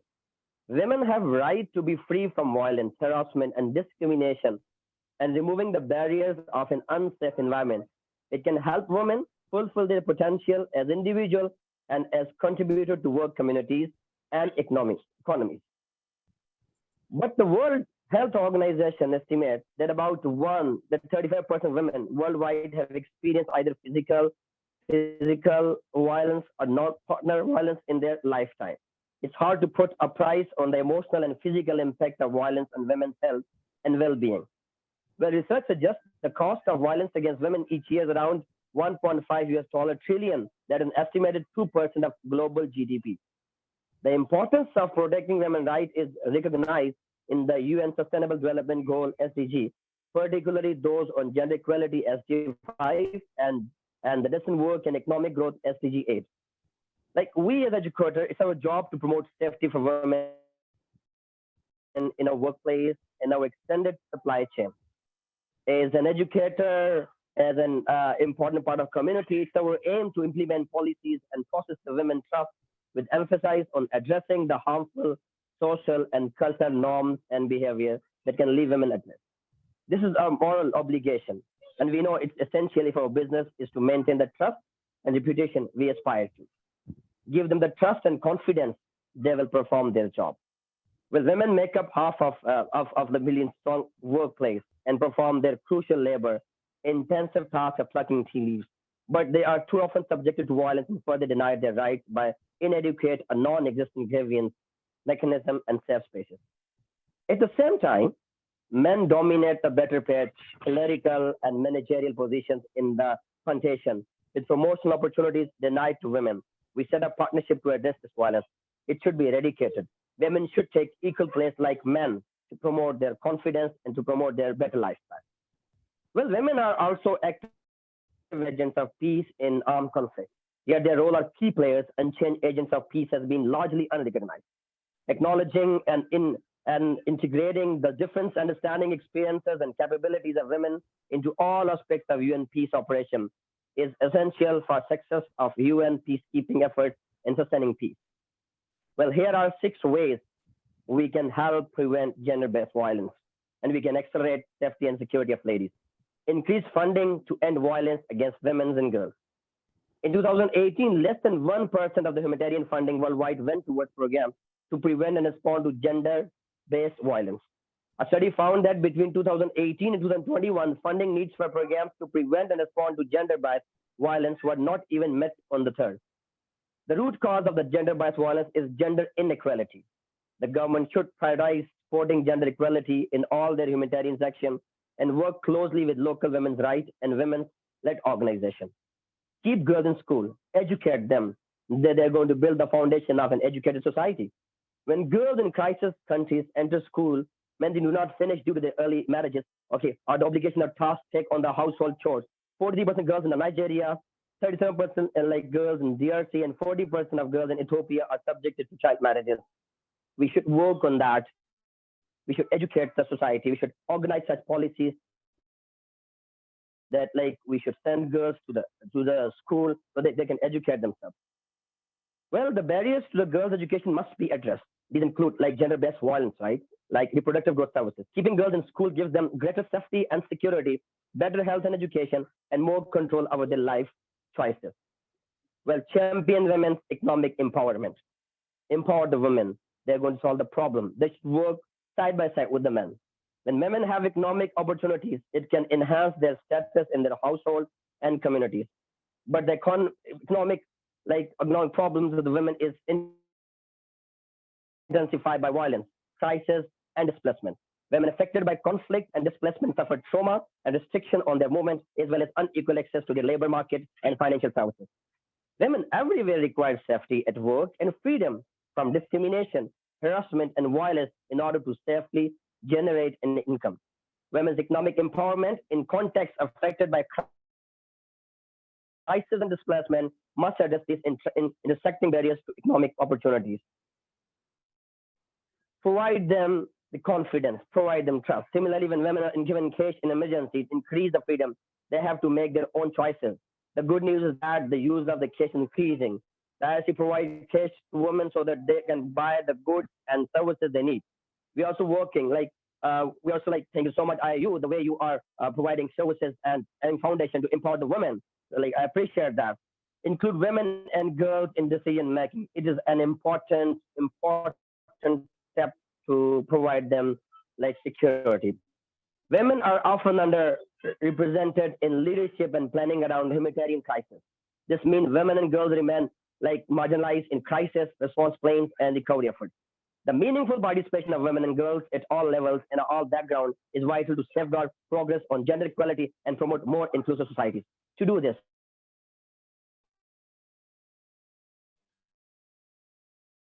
it's our job, our responsibility, changing our ISIP looks like, and remove the barriers for women and girls to lead and participate in decision making on all levels. They are equal like men. We need to create more equitable leadership in crisis planning and response. Women-led groups working in their communities are essential in identifying and providing a platform for current and future leaders in conflict and crisis-affected settings. Engagement in the fight to end violence against women and girls by engaging men in examining destructive notions of masculinity, gender, and power behavior can change as more and more male allies activity practice and promote gender equality in their daily lives. Male engagement in gender equality should always be guided by and accountable to the affected women and girls. Last but not least, give them the best education, give them the confidence and trust. They will bring a change. And it's the only way to provide the real security, the real safety to the ladies all over the world. Thank you so much. Thank you, Dr. Mansoor. And it was a very, very informative, and the key points which we were spoken made a total impact, especially including the women and girls in every aspect of the society to bring in sustainability. And we thank you for the input, and it's time for me to now tell you, if we were to look at sustainability as a phase, then the two eyes that will be to bring in sustainability, to see sustainability, will be the women and the youth, which we are moving ahead with. And there cannot be a difference between the right eye and the left eye. We need to empower our youth to embrace sustainability and shape a better future for our planet. And on this perspective, to bring and make sustainability as a way of our life, we have our next speaker, who is Professor Jelena Boskovic. Yes. Did I get that right? In India, listen, the L, the G is not Jelena. Yelena. Jelena Bošković from Serbia. Yeah, Jelena Bošković from Serbia. From Serbia. University professor in science and academician. Yeah. Thank you very much. To introduce you. It is my privilege to introduce Professor Jelena Bošković from Serbia, who's an academician, who has a master's degree and PhD from the Faculty of Agriculture in the year 1992. And she is also the advisor to the president of Metropolitan University in Belgrade and director of A-Rasa Institute in Belgrade since 2018. And she has worn many hats, and her short introduction probably runs to 2 to 3 pages, but to cut a long story short, she has taught in many institutions by invitation and in many countries in the world. And she's the manager of several scientific, international and national projects, and accreditation of several faculties and study programs and scientific research work. She's a mentor and member of the Commission of 60 doctoral dissertations and 110 masters and master's theses, and mentor of 780 graduate theses. So I can only say that she has been younger and younger with the younger generation all around her. And she's the author and co-author of 595 scientific papers published in reference journals and numerous books and studies. And she's created over 10,000 wheat hybrids according to the leaf rust pathogen. So she's a regular member of Machikarska and NAP and IRASA. And Professor Yelena is the winner of numerous national and international awards and recognitions for science, contribution to the development of higher education, both at the national level and international level. So we are waiting for your inputs on how do we bring in sustainability through youth empowerment. Professor Yelena. Thank you very much. Thank you very much. Thank you very much, all the friends, all the world. Dear friends, my pleasure from all world. I greet you with good morning, good afternoon, good evening. How can we talk about sustainable development of life with the participation of women, equal-faced human beings? Through life's journey, it has been shown that it takes a lot to improve consensus and understanding that a woman and the light our planet Earth. Light of our planet Earth is woman. I owe special thanks for invitation to be guest speaker, and I extended my warm regards my colleague, Professor Dr. Nada Ratkovic, is a lady with knowledge, kindness, and intellectual integrity who is worthy of respect. They, my Nada friends and my colleague and Virginia Rivera and all women world. Dr. Srividya, Dr. Srividya. Dr. Srividya. Okay, thank you very much. I'm sorry, I forget to name. I will present with special piety the secret of leadership is not for underlined. Thank you all for being on my part and shining a light on it. You were and remind my light when all the order went out and was difficult to see. And who know, maybe they didn't even go out, only their light was no longer strong enough to clearly illuminate my stormy part. When we are little, we all dream and fantasize about what we grow up to be like when we grow up. And when grow big, actually see how small we are. The only question is how we measure size and in which direction we decide to grow. Life offers us ultimate creativity possibilities and overcoming and life's challenge. An elegant fly through the art of joy importance to us. My field of science, education, always present in every segment of my life. I managed to build myself as leader through numerous steps, and I am a role model for many women scientists, university professor, women in the corporate world, etc. It is a world. The countries only belong to men, not women. Women have always been the basis of the existence of the world and half of the world's human population. Relation society have made in other selves and a wonderful book written of Simone Beauvoir.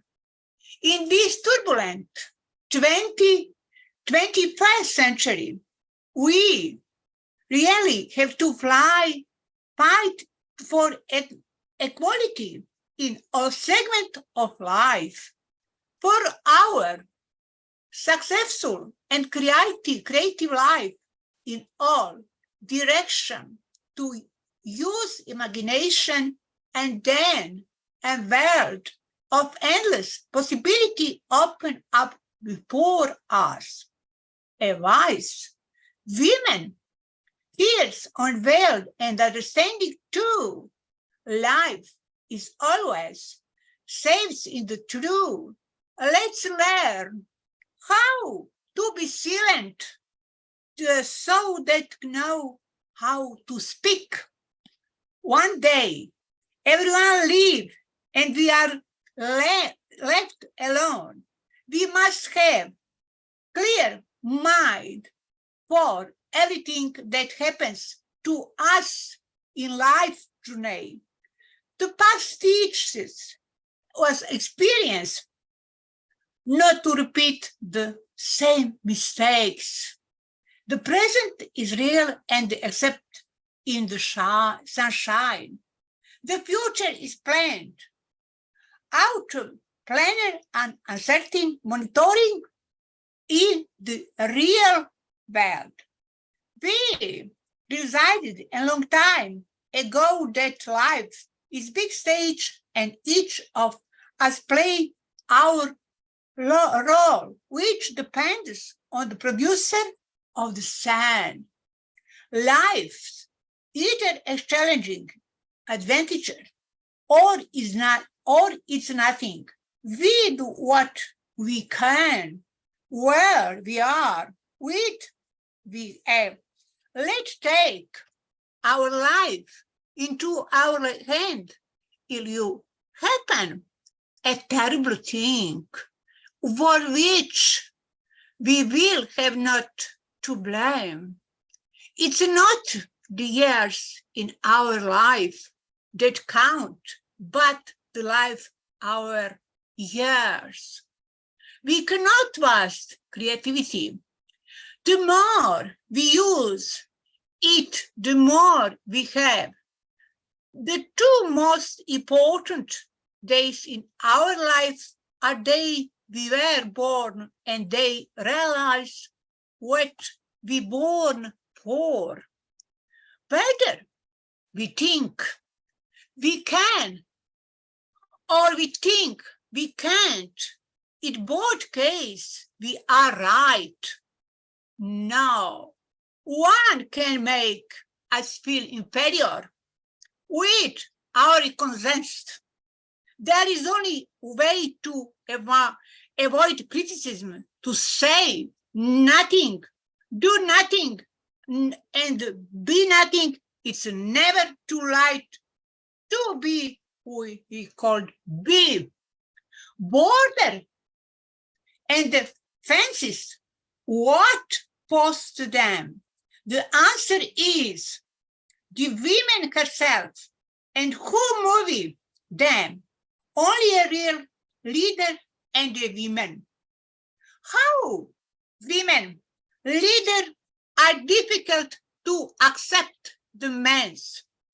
Female leader, it's no secret that many people look down on women because of certain qualities that bring respect to men. This phenomenon has various effects that make it difficult for women to advance in the corporate world, science, education, in all matter of life, because certain behavior is attended exclusive to men. In this way, the idea that a female leader can equality good, or even better, for certain rules and position is invalidated. But it's frustrating that this situation causes women to neglect have leadership potential. There is a reason for these behaviors and quality such as ambition, assertiveness, and in compromising vision are precisely the quality for which women in leadership position. A woman is commanding leader, no compromise. When a man take responsibility, he is a leader. When a female leader does the same, she gets the label of someone is always given order. This is a clear example of double standard for man and woman. We should not treat someone, male or female, take matters in their own hand and to be boss. Only for women in business are the words command boss leader view with a deeply negative connection. In reality, women who are fighting and for leadership position are characterized as bossy. For now, it seems that this cannot be avoided. That's why such insignia should be formed as badge of honor. Why should they be ashamed of something we are good at? We love organization. We love to lead, to celebrate, to direct our teams and the best work possible. Go ahead. Let's not other people judgment and stereotype affect you. A woman as an accomplished leader. Everyone loves uncompromised women. Just look at how everyone admires Oprah Winfrey. Everyone other because she say and does think that no should by everyone word. She doesn't put with everyone. They say what in her mind. She know what need to be done and does it. But when is a woman leader like that? Sadly, she is not characterized as charming, but is sharp. It is just a synonym for someone now he will make through a guess is certainly easier done, especially an environment hard. You have trust your instinct and institution to do right thing because they only realize your vision.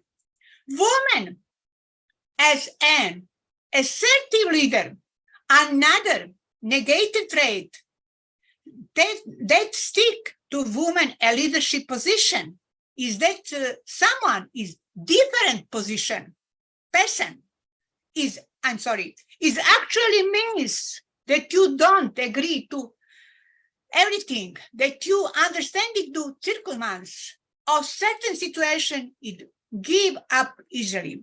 So reject this stereotype and realize that no God achieved business, politics, and let others discuss. A woman as confident leader, divorced, think a woman some call of as busy.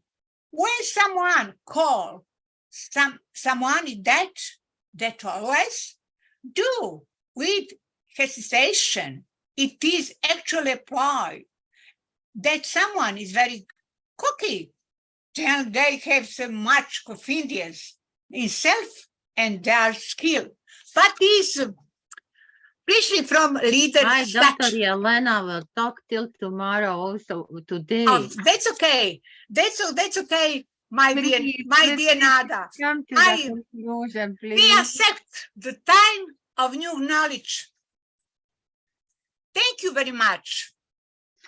So sorry, For Dr. briefly Elena. having the secret of leadership that is not for understanding. Transformation leadership narrative in the 21st century. Women leadership oriented to change of the most productive type of leader and new economy. I wish you happy life journey through leadership. Warm greeting from Yelena, with lots of love and warm greetings all world, all women world. Success Bravo. woman. Success woman.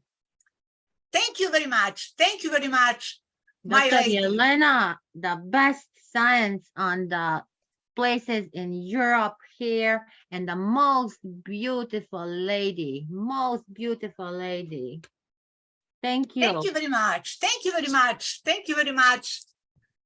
Thank you My so Nada, Virginia, Silvidia, etc. Thank you very much. And Natasha in energetic Natasha, energetic woman. Thank you. Thank you very much. Thank you. Listen now. We have also a very, very strong lady. She's coming from United Kingdom. Dr. Sandy, please, would you introduce her? She's amazing. Absolutely. Before I do that, I would like to put it a word for Professor Dr. Yelena's speech, which is power-packed, and that made me remind of one Sanskrit quote that says, Sri Shakti Janani. That means the woman is the powerhouse, or the conceptual, inception point of everything that is prosperous. And as I could hear her, I could visualize a society where there are strong and powerful women in every corner, given all their rights.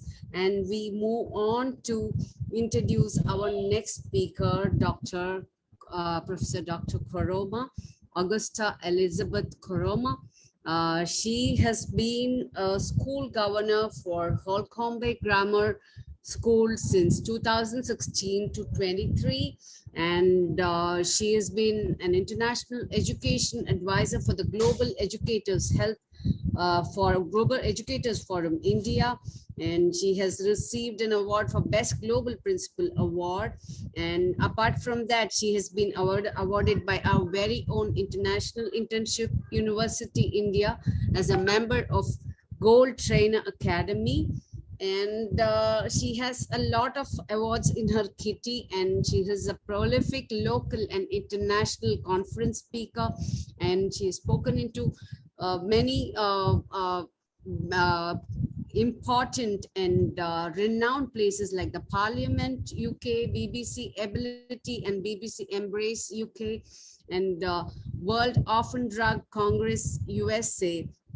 And we would like her to come here and give her inputs on climate change and disaster risk reduction. Yeah, Professor Dr. Koroma, may we have Yes, thank you, Dr. Balaji, there for that warm introduction. I must say, it has been a very beautiful day here in the United Kingdom. Welcome, everybody. As you've seen, my name is Professor Dr. Augusta Elizabeth Koroma. Thank you, Professor Nadia, for having me. Can I say something? You are always beautiful. Today, This... that green dress, I never see you in the green color. Famous. I'm in the green color because I'm talking about climate change today. Wow. Yes. So thank you so much, Professor Nada, for having me here on this wonderful platform amongst distinguished guest speakers. I must applaud every single one of them that have spoken today, and really great discussion, really insightful there. So welcome, so very welcoming today, actually.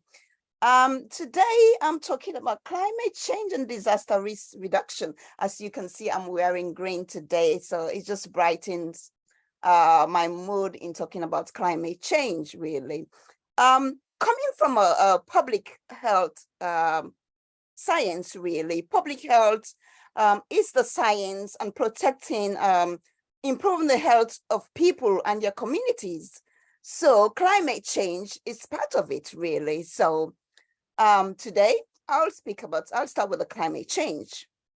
Climate change, as the host nation of COP26, that's the United Kingdom, which is the Conference of the Party, COP26 Conference of the Party, that's the meaning, provides a unique opportunity for the UK education sector to showcase its roles in positively responding to climate change and inspiring and calling on international partners to act. Through this, the UK is helping to drive forward a global agenda to prepare the next generation to respond to climate change and to ensure that the voices of our leaders, teachers, and young people are heard, really. And that's fantastic. In United Kingdom, in 2021, this is particularly true, as the UK is hosted the flagship International Climate Conference, COP2 in Glasgow. Climate change is a global emergency. The UK and many other countries have had years to work towards solutions. So that's why Greenpeace, along with many other environmental organizations and protest groups, continue to push for strong government and corporate action to tackle climate change. And one of the ways here in the UK, they are trying to tackle it is introducing the ULEZ. ULEZ is the ultra low emission zone. So if your vehicle doesn't meet the ULEZ emission standards, it's exempt. You need to pay like £12.50 daily charge to drive inside the zone. So this applies to cars, motorcycles, vans, specialist vehicles up to including 3.5 tons, and minibuses, and up to including 5 tons as well. So it's growing daily, really, in terms of that. So as stated by the United Nations Office for Disaster Reduction, UNDRR, a disaster can be defined as a serious disruption of the function of a community or a society involving widespread human, material, economic, or environmental losses and impacts, which extends the ability of the affected community or society to cope with using its own resources. In the last few decades, societies have become increasingly aware of the fact that disaster can be analyzed as the result of long-term processes, whereby there's also the risk is created years of decades before the disaster manifests itself, really. So risk represents the presence of vulnerable elements in areas exposed to hazard. For over a decade, the UNDR and other regional international organizations have reported that such risks arise due to underlying risk drivers such as unequal economic development, poorly planned, managed urban and regional development, the decline of regulatory ecosystem services, poverty and inequality, weak governance, and weak local capacity. United Kingdom is delivering a better, safer, greener world for future generations, and education is one of our key weapons in the fight against climate change. When I entered the Zoom, there was one of the speakers was talking about education. So, I literally just had a glimpse of two. So with my presentation here today, linking up with education, because I'm very keen on education. So the entrepreneur and can-do spirit of the country makes me confident that we will win this fight in terms of climate change. It shouldn't come as a surprise to anyone that young people are already very committed to a more sustainable planet. We should be proud of this. And the UK government encouraged this passion so that these can be agents of change in protecting our planet. The new natural history GCSEs will offer young people a chance to develop a deeper knowledge, understanding, and this amazing planet, its environment, and how we can come together to conserve it.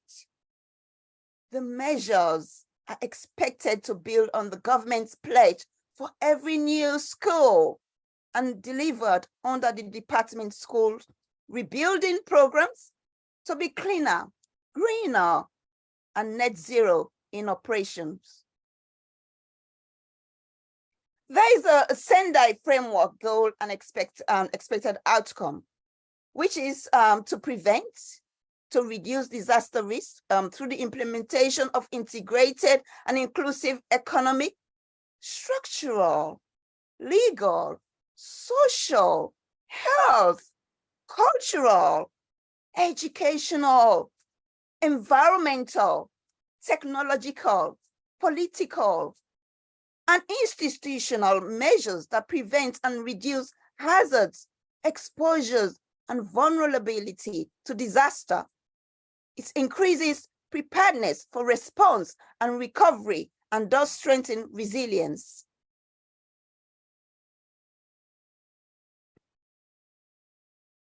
And therefore, the disaster management cycle ranges from prevention and mitigation, preparedness, rehabilitation and recovery, response, then disaster. So it is like a circle, really.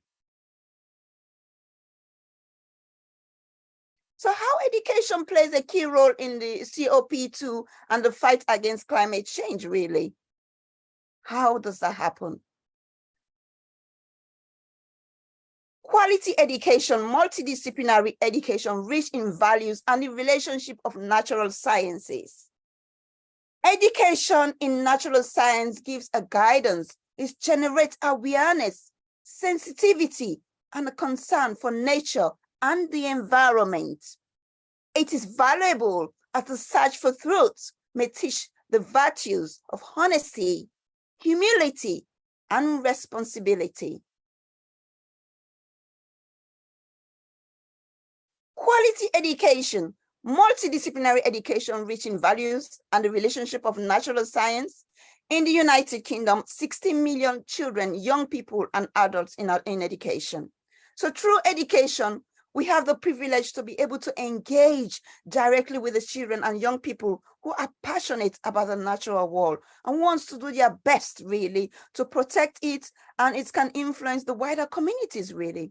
So through their learned and lived experiences from early years to further and higher education, we can provide opportunities to develop a broad knowledge, understanding of the importance of nature, sustainability, and the causes and impact of climate changes, and to translate this knowledge into a positive action and solution.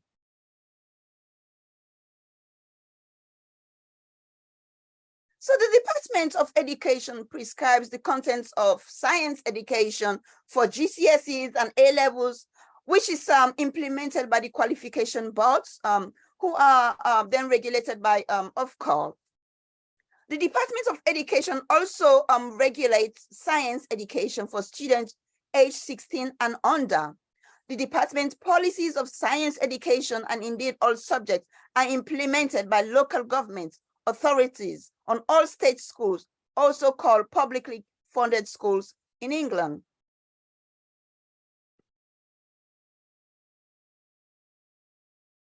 Education, for sustainable development allow every human being to acquire the knowledge, skills, attitudes, and values necessary to shape a sustainable future.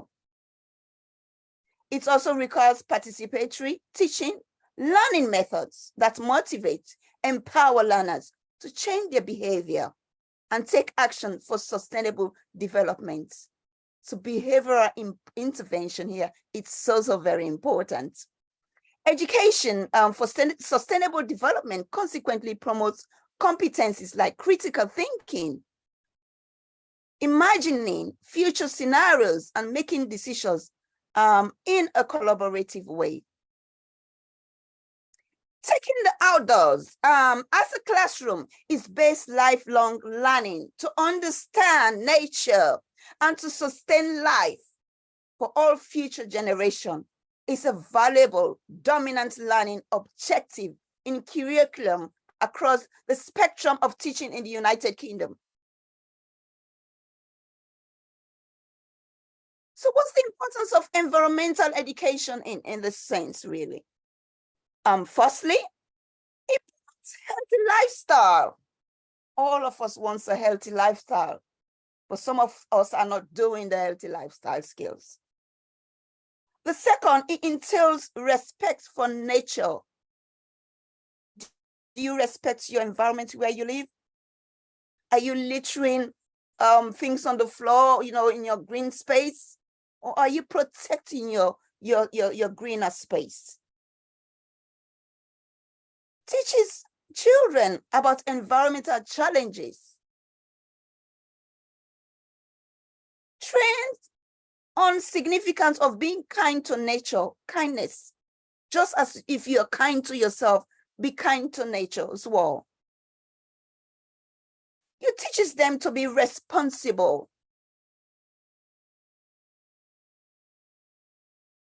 You assist government meets its objective. The disaster risk reduction here. According to the UNDR disaster risk management, is the systematic process of using administratives, directives, organizations, operational skills, capacities to implement strategies, policies, improving coping capacities in order to lessen the adverse impact of hazards and the possibility of disaster. So when successful, disaster risk management efforts aim to reduce the effects of hazards through activities, measures, and related to prevention, mitigation, and preparedness. So we've all heard about all these scenarios that I have been talking about. So during my science visit this year at the Holcombe Grammar School, it was observed that pupils that emerges through environmental education are one step ahead and their future into accountable adults. For examples, like St. Simon's Stock in Maidstone, Kent, helps students to maintain and develop the science and mathematical skills that are more beneficial to their lives. In conclusion, I urge every person to take a lead in a certified manner to secure a better, safer, cleaner, and most importantly, a better environmental for our future generations to come. Share and spread the risk to prevent disaster losses being absorbed by other developmental outcomes and creating additional poverty. Although disaster risk reduction includes disaster preparedness and response activities, it is about much more than managing disasters. Thank you so much for listening to me today this afternoon here from the United Kingdom. A very welcome and a good day to you all. Thank you so much, IIU University. God bless you. Thank you. Thank you. Thank you so much. Thank you. It was really what to say? Outstanding. Sandy will say, thank you, Dr. Augusta, for being always great. Thank you. You're welcome. Dr. Augusta Elizabeth Koroma, you were so right on the fact that sensitizing the younger generation for their own greener tomorrow through their current education system in UK. You have given so much insight, and the best part, the tagline that we need to really emphasize for the world ahead is be kinder to nature, just as you would to be to yourself. To yourself, yes. Amazing. Amazing, and thank you so much for the input, and we're all going back thinking and giving it back to all the future people around us. And may I now request Dr. Nada to spearhead the show further and introduce the next guest. Okay, let us call. We have an amazing educator from the Philippines. She is Esmenia C. Celeste. Welcome, Esmenia. Please, today, first time with us, also at IIU. She was an ex-principal. She's working a lot on the leadership, author, co-author. Are we missing out one more speaker before Armenia? That's Krishnaraj, I think. Mr. Krishnaraj is going to talk. Yeah. Who's going to talk about future of work industry 4.0? Yeah. Okay, but I told Dr. Srividya at Philippines, it is very late. It is very late at Philippines. Okay. So if Esmenia can make a speech, because very, very late at Philippines already. Okay, so Mr. Krishnaraj, thank you. Our apologies. Please unmute yourself, Esmenia. Unmute yourself. Unmute yourself, please. Your mic. Your mic, please unmute yourself.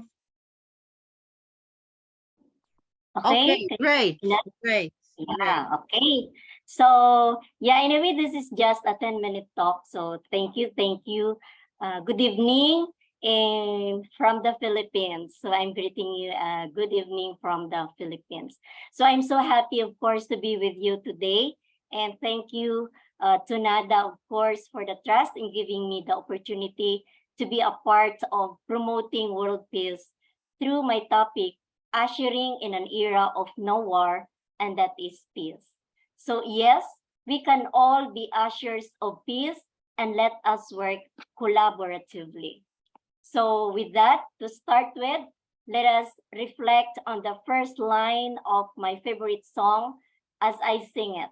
I try it, just one line. It's let there be peace on earth, and let it begin with me. Yes, this is my personal mantra, and it should be everybody's mantra to live by if we really want to obtain world peace. Peace from within is vital. Let's start within us, and the world will go with it. Let's spread love and live in contentment for inner and outside peace. So I have these are very simple things, no? Two things that I wanted to share. So let us be peacemakers rather than, let us be peace builders rather than peacemakers. Because peacemaking involves stopping an ongoing conflict, whereas peace building happens before a conflict arises. So let's be proactive in promoting peace and not reactive when the conflict is already there. Prevention is better than cure. Let's be a builder of peace and live in perfect harmony as one big family, in taking care of each other, in taking care of our resources and the world. where we live in. So for me, as ushers and agents of peace, we should have love and contentment.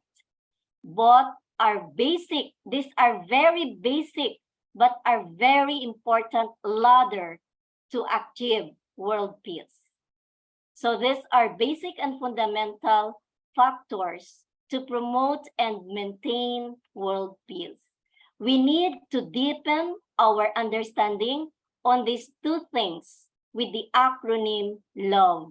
Let us reflect why the world is in chaos, grabbing each other's wealth, power, possessions, and positions per se. Can you hear me? Yes, Yeah. yes, we hear you. Love Continue. makes the world go around. And my discussion go around the world love. Because when there is love, there is peace. And this is really what the world needs. So for letter L, let's live with contentment. How do you differentiate happiness and contentment? These are two different things. And I have here 3 questions for you to answer in your mind. Are you happy but not contented? Are you contented but not happy? Are you happy and contented? Most of the time, because we are so busy in this busy world, we do not have time. No, we don't find time to ask ourselves or to be aware of our happiness and contentment. So let's find the answer. Happiness is a short-term goal, while contentment is a long-lasting piece of happiness, accompanied by peacefulness, gratitude, and satisfaction. But if we are not contented with our life, with our career, with our relationships, there are so many broken relationships, wealth, power, position, material possessions, and whatever we dream of, we will not be happy and we will never be in peace. So why is contentment important to promote peace? When one is not contented and does not know the true meaning of love, this is the problem of the world. We don't know. There is a problem of the true meaning of love. So, of course, we will be pushed and be driven by selfishness and greediness to grab and steal what others have.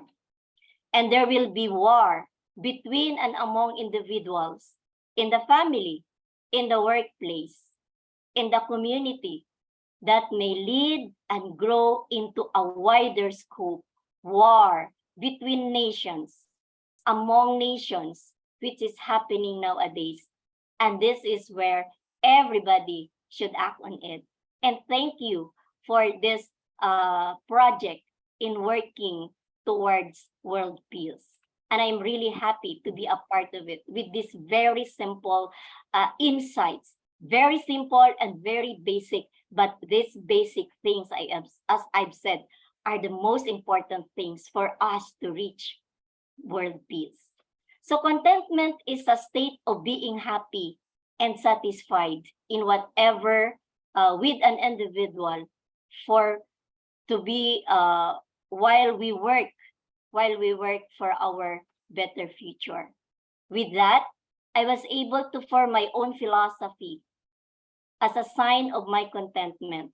As an educator, I wanted to soar to the highest horizon I could reach, not necessarily in terms of position, of possession, fame, wealth, and power, but of service. And with that, I have inner peace and contentment. I am happy and contented with my life. I am happy as I write my books and speak as motivational speaker, sharing my life experiences for others to win and succeed as well. and to find peace and happiness. So now let's go back with the questions and answer them in your mind. Do you still have the same answer? Are you happy but not contented? Are you contented but not happy? Are you happy and contented? Very simple questions that we need to reflect and really ask ourselves, with the so many achievements that we achieve in life, are we really happy? And that is now the challenge, because if we are not happy and we are not contented, then there's something wrong with us. And we might be able to do something that is not good within our community. So we should aim to live towards a happy and contented life. O, let's go to letter O, open channels of communication. We all know that words are very powerful to maintain and promote peace. As peacemakers, let us initiate dialogues by listening and asking questions within our small groups. We always have to start, as I've said, from ourselves and with the people that we are with.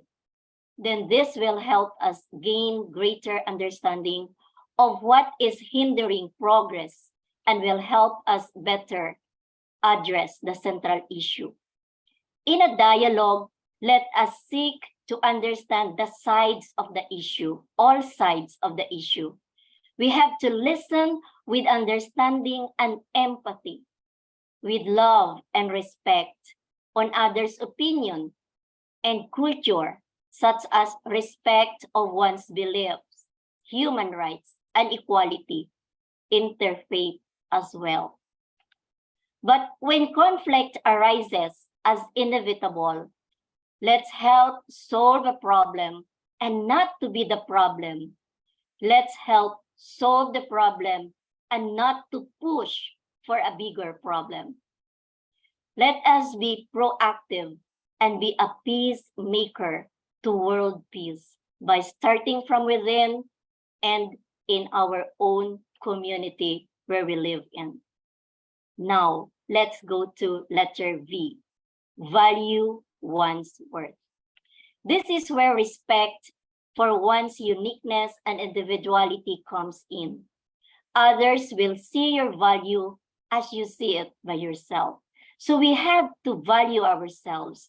We have to love ourselves. And we have to win ourselves, because the very first enemy that we need to win is ourselves. To value yourself, you must avoid comparison, for you may become vain and bitter, for there will always be greater and lesser persons than yourself. That's according to the poem Desiderata. Accept who you are, including your shortcomings and weaknesses. Be proud of yourself, of your little or small accomplishments, without comparing with others. So be happy, be contented. If you are contented, automatically you are happy. But if you are happy, it does not mean that you are contented, because happiness is temporary and contentment is long-lasting. So comparing yourself with others will only make you unhappy and push you to do evil things that would create war, not peace.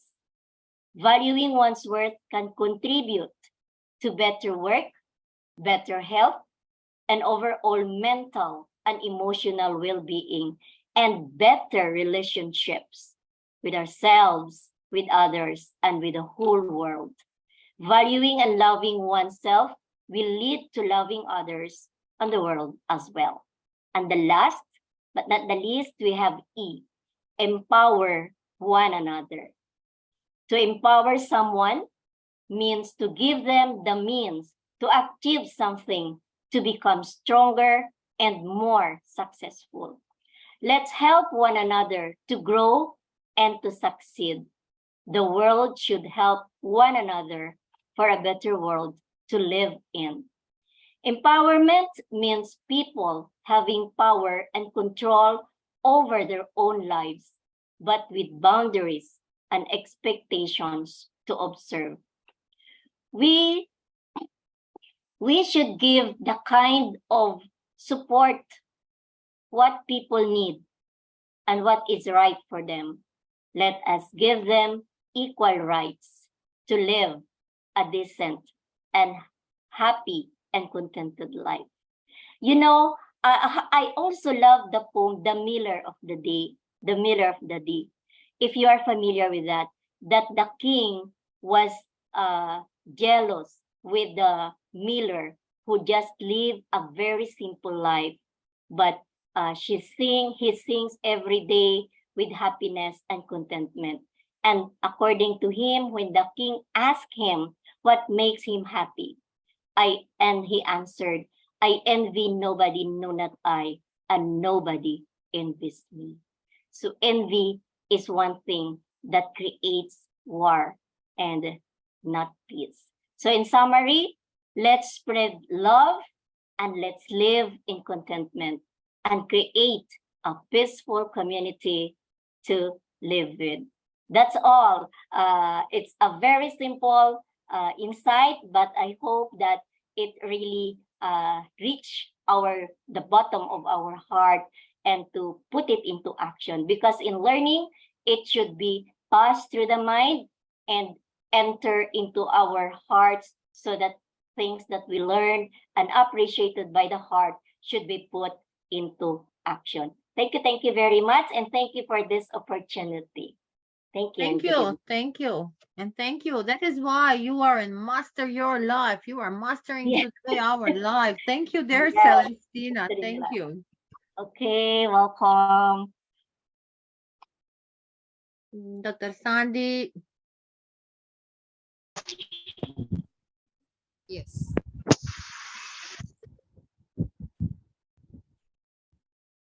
Definitely, it was something for all of us to ponder about. It is not just the, the inner peace is the first thing that will lead to the world peace. So let us all strive to bring in inner peace amongst ourselves, bring in world peace as well.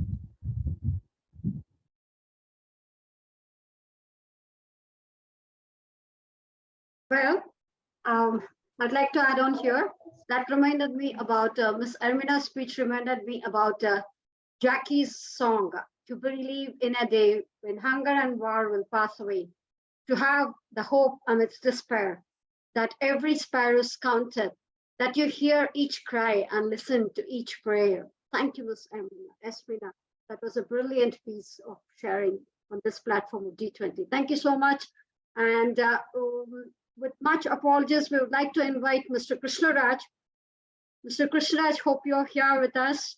So on that note, I would like to introduce Mr. Krishnaraj, who is representing Tech for Good from US, who is an entrepreneur from education continuity and employability, and who has an exciting intersection of technology and community, and who is working towards strategies, startup, and who is also a board advisor and investor. And we would not really fail to congratulate one of his recent achievement, that he has come up with Unsung Heroes, which has been acknowledged by the BBC channel, which he has called himself for. Each coin has two sides. One side is teaching and one side is learning. Regarding learning, there is an estimation of 244 million children and youth below the ages of 6 and 18 worldwide were out of the schools in 2021. The project that he's working on is being applauded. Over to you, Mr. Krishnaraj, and the floor is all yours, and we're going to take it forward. Thank you, Mr. Krishnaraj. Hope you're here with us. And how much ever that we are going to say here, that's going to be too very less for you. So over to you. You can introduce yourself and take over the floor. Thank you. Good day. Good day. Pleasure being here. Thanks once again, Dr. Srividya. I just witnessed absolute powerful speeches from all the eminent ladies here, who come with a lot of passion, insights, right from the global warming, the COP, the need for being conscious, the peace, So this has been a absolutely brilliant afternoon. I have a very short take on this. I'm not an academician as such. I'm a practitioner. So my view on a few of the things is from the perspective of business, and it's more from my experience, more from the way I have seen things. So I want to give a quick introduction of what we do and directly get into what's happening around the world as we see.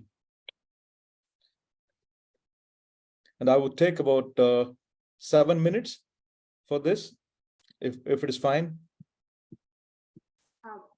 Yeah, 7 can be even half of it if it can be.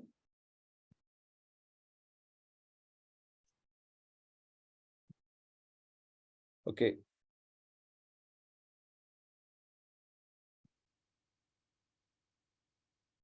All right. Okay. The topic. Can you see the screen, gentlemen, ladies and gentlemen?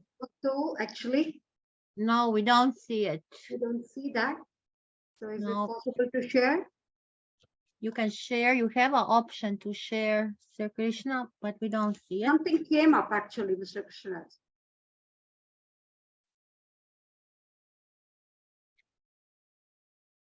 It's interesting.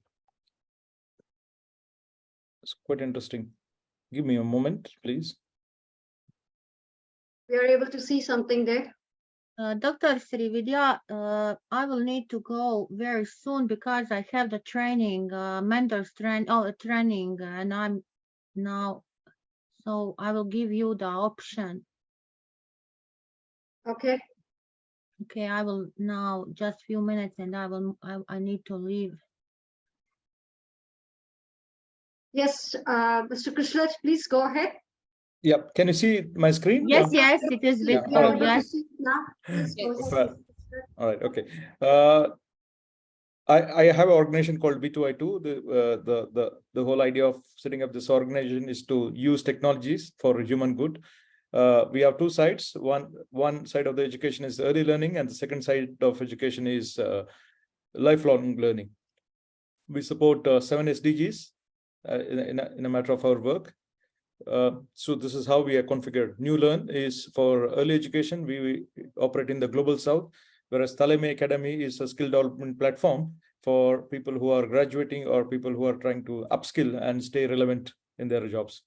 So the topic which we are going to talk today is work in the context of Industry 4.0. So let's just get some definitions in terms of very simple definitions. What's the definition of work in your understanding? So these are I have not Googled it. It's my own definitions. So in my definition, work is something. It's an activity which is carried out in anticipation of a gain. And again, not necessarily is bad because you're anticipating something. So the input could be physical work, which is manual work, or it could be intellectual work, or it could be emotional work. And the output, the gain, what you get is either you're looking to get money or influence or recognition, satisfaction or actualization. So it's like do-gooder. And let's understand what's future. And my own definition of future is that it's a perceived idea of present at a time which is ahead, but it's influenced by the present. So even in 2 minutes, when I say 9 minutes, that's the future we are talking about. It's not the present. What is happening now, as we are speaking, you're listening, you're observing, that's the present. And what's industry? So it's important for me to just demystify these words in the context of our discussion today. Industry. So my definition of industry is that it's a formation which uses work to gain in present or in future. And what's Industry 4.0? So this is the last definition which we need to understand in today's context. What's Industry 4.0? So if you look at evolution of industry from the very beginning, the industry which uses technologies which are the most recent one. So when somebody says that industry which uses future technologies, that's not possible because the future technologies do not exist today. So you cannot use a resource which is available in the future for doing today's work.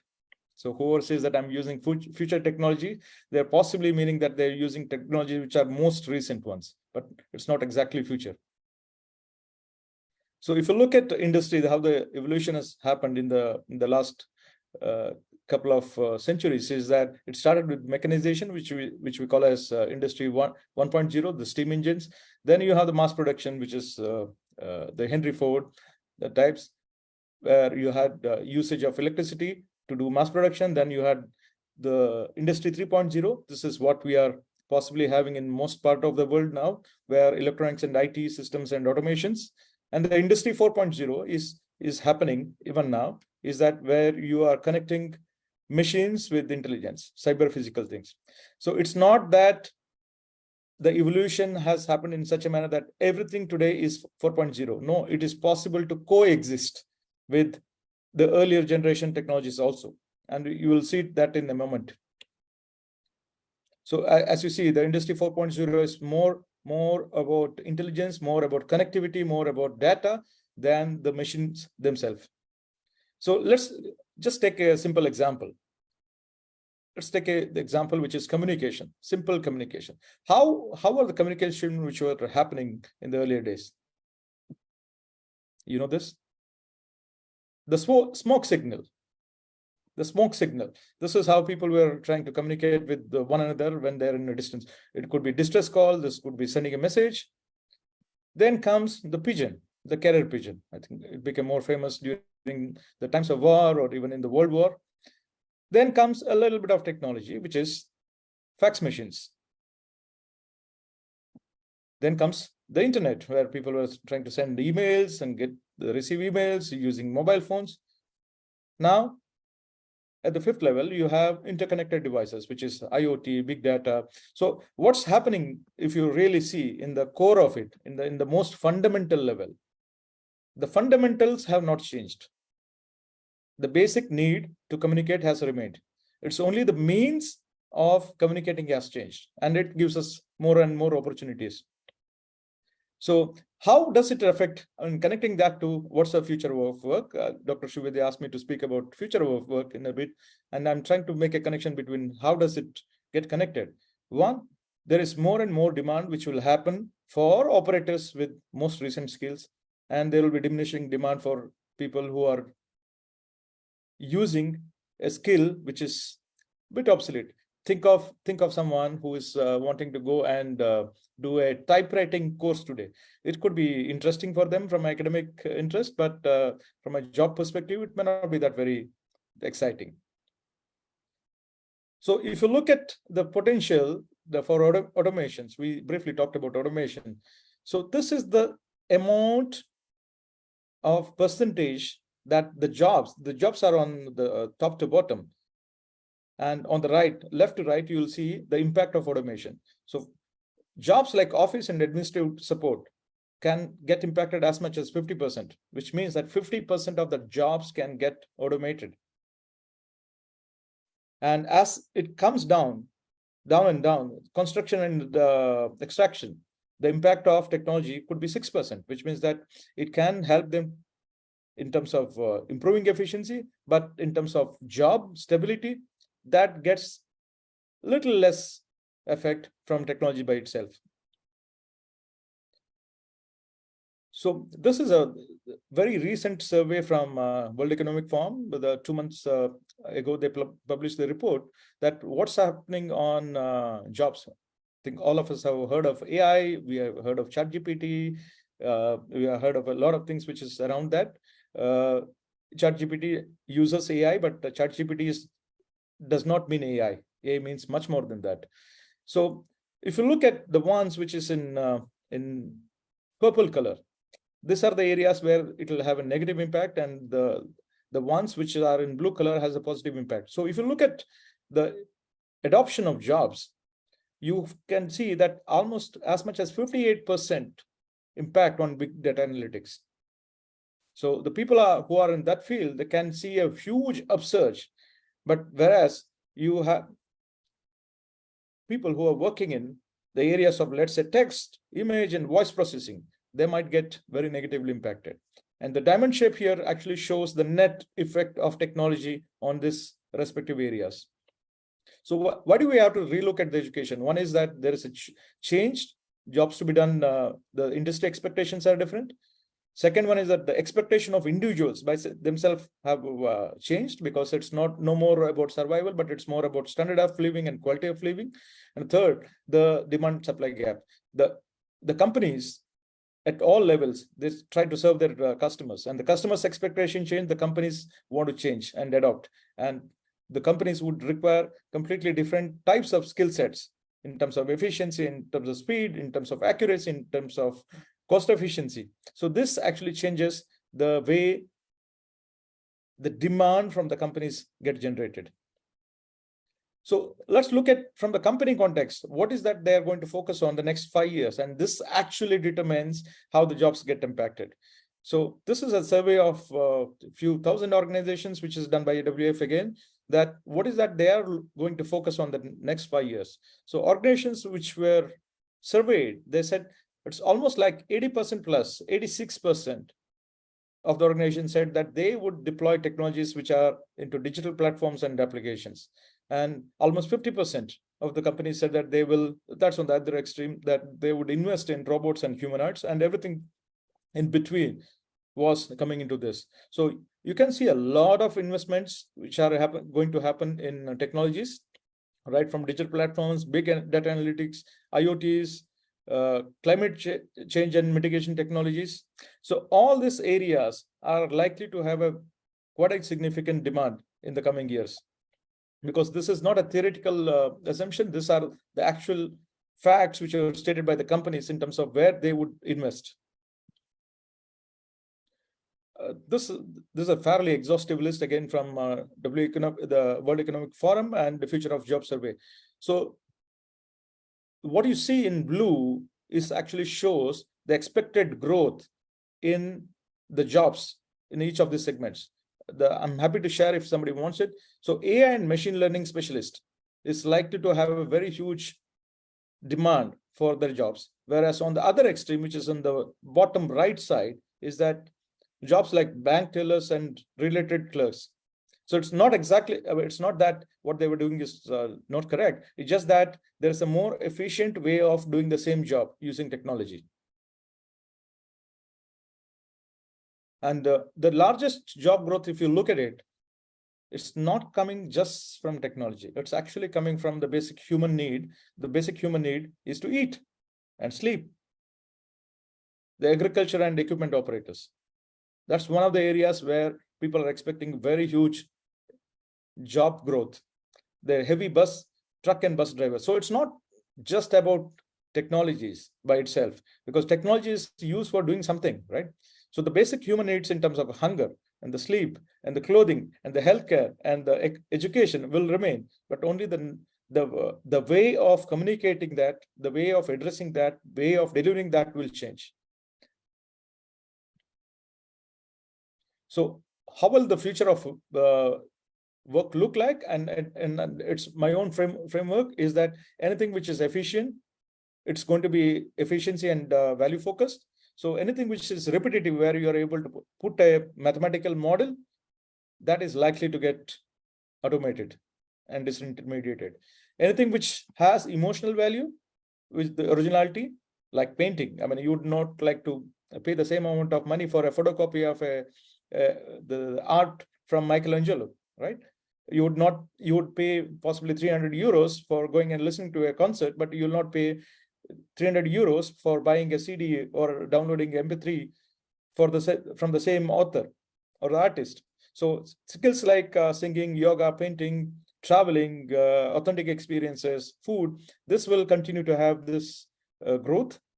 Third one is that areas where discretion is used. It could, for example, judges. So judges might use AI or technologies to process the files, but the final judgment will have to be done by a human, because you would not possibly agree with the judgment of a robot, right?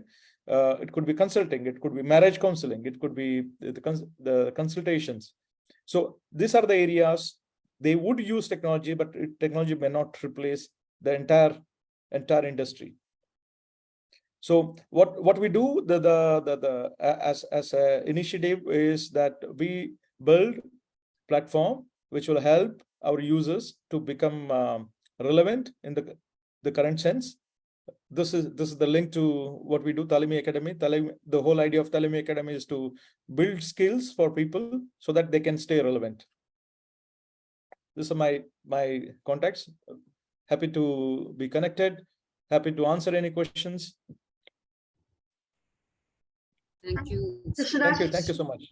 Thank you so much. It was quite very comprehensive, very short, but yet though in detail. And where we have come, I think we have covered about the points of starting from COVID pandemic has accelerated the pace of digital transformation with an increased demand of the smart and reliable communication solutions across the consumer markets and also both the emerging industrial markets. That's what is Industry 4.0 is all about. And with the importance of continued digitalization means ensuring long-term economic competition, cannot understand or comprehend, and we need to come up with to embrace the new 5G systems that you have rightly mentioned about the upskilling, unlearn, relearn, and also equip yourself to the competition changes, and thereby you become more sustainable. Thank you so much. Thanks for covering it way forward to the infrastructure that has to be built on innovation and also inclusion with strong digital infrastructure and the influence for the fastest enablement that we are talking about. Thank you so much. Hope we are for the transformation for the inclusive growth of global economy. Thank you, Dr. Shivadya. Thank you. Thank you so much. Thank you. On that note, we are here with Mr. Mihil. Mr. Mihil, hope I'm getting your name correct, is from Romania.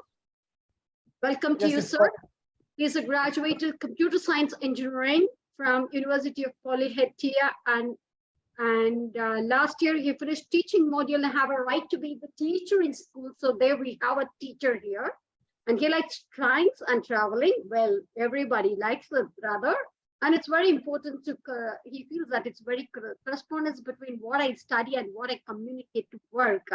So that's what the whole education is all about, like relating it to life as such. So over to you, not taking much of your time, because this time is preciously yours. And so the forum is all yours, the floor is all yours to take over, Mr. Mihil. Welcome on board. Thank you.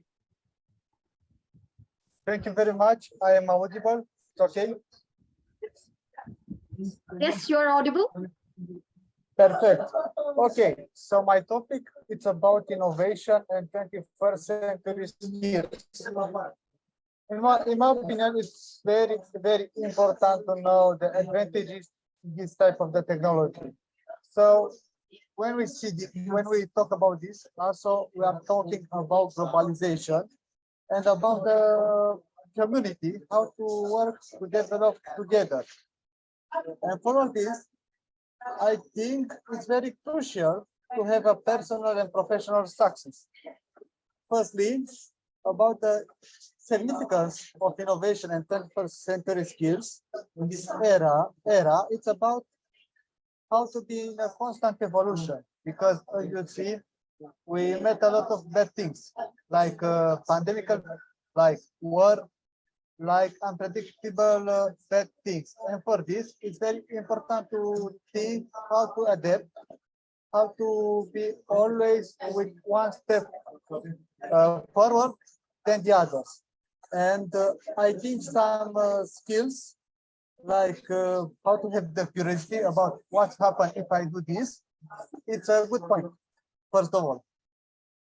Also, I think it's very important to navigate in the complexity of all of these skills. It's about the critical thinking. It's about to find a solution to complex problems and also to implement ideas which add values. Innovation can be in all of these aspects, from the products we use to the services we enjoy. It's also about the economical growth, with foster social development and prepares us for the society. And for all of this, I think it's better to give some more example. And let's think, I don't know, like collaboration and teamwork. which also are very good skills and very vital today. With globalization and the rise of remote work, collaborating with diverse teams increased a lot. The ability of communication, how to be listened, and also the idea to understand and to be understood, it's also a good thing. With this diverse perspective, each individual traits, teams can accomplish remarkable feats. Moreover, if we are thinking in the sector of computer science, the artificial way is very important because let's give some example. Internet of Things. I think everybody has smartphones which can calculate the heart rate, how many steps they do daily, or something like that. And I think it's a good point. And it's important to understand all of this and to implement more and more to help us in a good way. Not the least, not the skills which I think can be very good. It's to develop the digital skills because, as you can see, now everyone is from different part of the world. I am from Romania. Another one can be from Ukraine. Another one can be from India. Another one can be from Croatia. So using the digital skills, we can use Zoom and make a community like we are here at International Internship University. And yes, in my opinion, as a final, I think the key skill it's how to adapt. Also, if we can talk more, we can give an example in the education field where the innovation is always in a good way because we have digital platforms, interactive tools, and personal learning experience, which can help for students to develop the critical thinking, problem solving, and also the creativity to have a good vision for the challenges in the future. So using this type of ideas, the business sector also developed and still developing a lot. And yes, in my opinion, we can have a good future if we understand the advantages, the disadvantages, and how we try to make disadvantages good advantages. And I think if we sum all the skills, we can unlock our creative potential, drive progress, and shape a brighter future. Let's embrace innovation and invest in cultivating the 21st century skills necessary for success. Thank you. I finish. Thank you. Thank you, Mr. Mihil. That was quite comprehensive, talking about, again, the digital skills, and which is much required for the transforming, for the inclusive growth and development that we're talking about, and the importance of the digital infrastructure and the cyber security also, which is very much needed, that we really can't leave aside. And to cover both the points about driver recovery of the national economies and many markets, and also announcing significant investment growth in the digital infrastructure that is to be taken care in all the countries, so that we are able to bridge the gap between the global roadmap and to enable and upgrade the expansion of the digital infrastructure and create opportunities both in short term and long term in the multitude of the innovative applications for a long term. That's what I mean. And supporting digitalization of all the enterprises that is being requested. We cannot compromise on any other field, as such, to develop world's workforce that we are looking at. Thank you so much. Thank you, Mr. Mihir. Well, we have come to the end of the session, and we have got one more speaker with us. We are supposed to talk about, I'm just trying to get in touch with her, Miss Mia. Do we have Miss Mia here? Miss Mia? No, I No, I don't think so. Well, even then, that was a very powerful session. That's what I look at the session as. Dr. Regina, if you're there, if you could just add on to that. And since we started from you, we would like to just give the first preference to you so that you can just sum it up. And we have Professor, academician, Dr. I couldn't get your full name. I'm just trying to get it there. Sorry. Oh, Yeah, one more time. Yeah, thank exactly. you. Thank you very much. Alina, Thank you very Dr. much. Alina Bosovic. Am I right? Dr. Alina. So over to you. So you can just summarize a little bit and then we can take it further. Thank you. Over to you, Dr. Alina. Question for us. Question for us. Question for us. And then the question for all us, where are women in the world today? How much they make global decision for humanity? Men determine war and peace.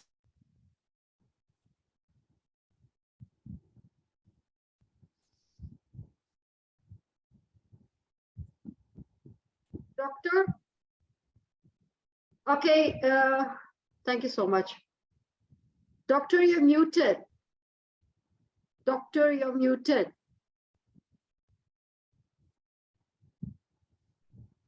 You are on mute. To me. Oh, I'm sorry. I'm sorry, question for all us. Where are women in the world today? How much they make global decision for humanity? Men determine war and peace in the world. Where is women? Please answer to us. Please. Men, while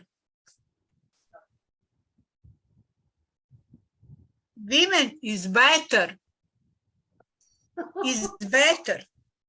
for all world, is light of the planet. I will criticize men. I will criticize men. Men. Criticize men. I'm a leader. I'm a leader, education, science, and criticize men. Men. Success to women. That's very true. Heart, labyrinth of life. Thank you very much, my lady. Thank you. Thank you, smart lady, successful lady. Thank you very much. Thank you. Thank you, Dr. Alina. That was very kind of you to stay from the beginning of the session. You were the first one to join us for the session. Until then, just being there, you have become a great inspiration for me today. Yeah, really. Despite age is just a number, and you being there, patiently being there all the while, listening to each one of us, that really inspires me more and more. Really, thank you so much. Thanks for all the support. That's really fabulous. Yeah. And my sing. Ah, je vis, oiseau captivé, je vis les enfants, toi mire blanc. Ah, je vis, oiseau captivé, je vis les enfants, toi mire blanc. French sing. For you. That's great. That's great. So before we end up, if everybody is kind enough to give me 2 minutes of my time on this great topic of women empowerment, I had just penned down a poem for dedicating for women that I did for celebrating Women's Day. So this is my poem, which I penned it up. Like it's like women. It's there in my website. But if I have the ability, if I have the time, your precious time, then I would like to share this on this platform. Women are self-born, self-manifested, self-existing. So we don't need empowerment. In fact, on a day-to-day life, It's men who need to be empowered, because we can take care of our own food, whereas men need to be fed. Hope you'll agree with me on that point. So thank you. Those who bring sunshine to others help keep it within themselves. We inspire, we ignite, and inflict and innovate to empower, enlighten, excel, and evolve. Our deepest fear is not that we are inadequate. Our fear is that we are powerful beyond our measure. We don't know our measure. We are powerful even beyond that. Our light, the strength, not the darkness that frightens us. Often we doubt ourselves. Am I brilliant? Am I gifted? Am I talented? Am I fabulous? Am I optimistic? Who we are not to be. We are skillful, blessed, and we are though prosperous. Our playing small doesn't serve the world. It shrinks down all the opportunities, but we are all meant to shine. We are born to manifest the glory from within. And it's not just in one of us, it's there in every one of us. We need to just look into ourselves rather than looking into the outside world. The workshop from within emits whatever we ask for. It ignites the indomitable spirit and the positive energy that brings in the transformation. It illuminates the light from within to carry us far and beyond. With the illumination of the light, we become enlightened with our knowledge, and we get liberated from ourselves, our own fears, our own doubts, and we develop the faith, focus, the grit, and the determination, and we work with dedication to walk those extra miles with the belief that there is always a light at the end of the tunnel.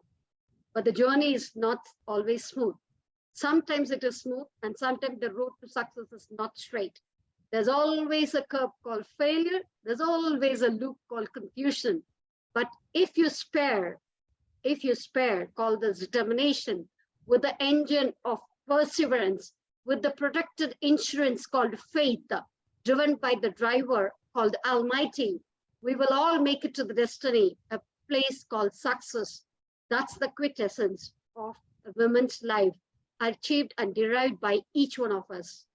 When the but this success formula is quite infectious. It doesn't stop with one, it spreads from one person to another by just a single smile. Those who bring sunshine to others cannot keep it within ourselves. So there, our sunshine, our smile, inspire, ignite, inflict, and innovate the positivity to enlighten, empower, exemplify, and evolve our society, and the success saga continues from me to you and to everybody. Thank you so much. Beautiful. I think we really wouldn't want to regret these last 2 minutes at all, and it's going to be remaining in the memory forever.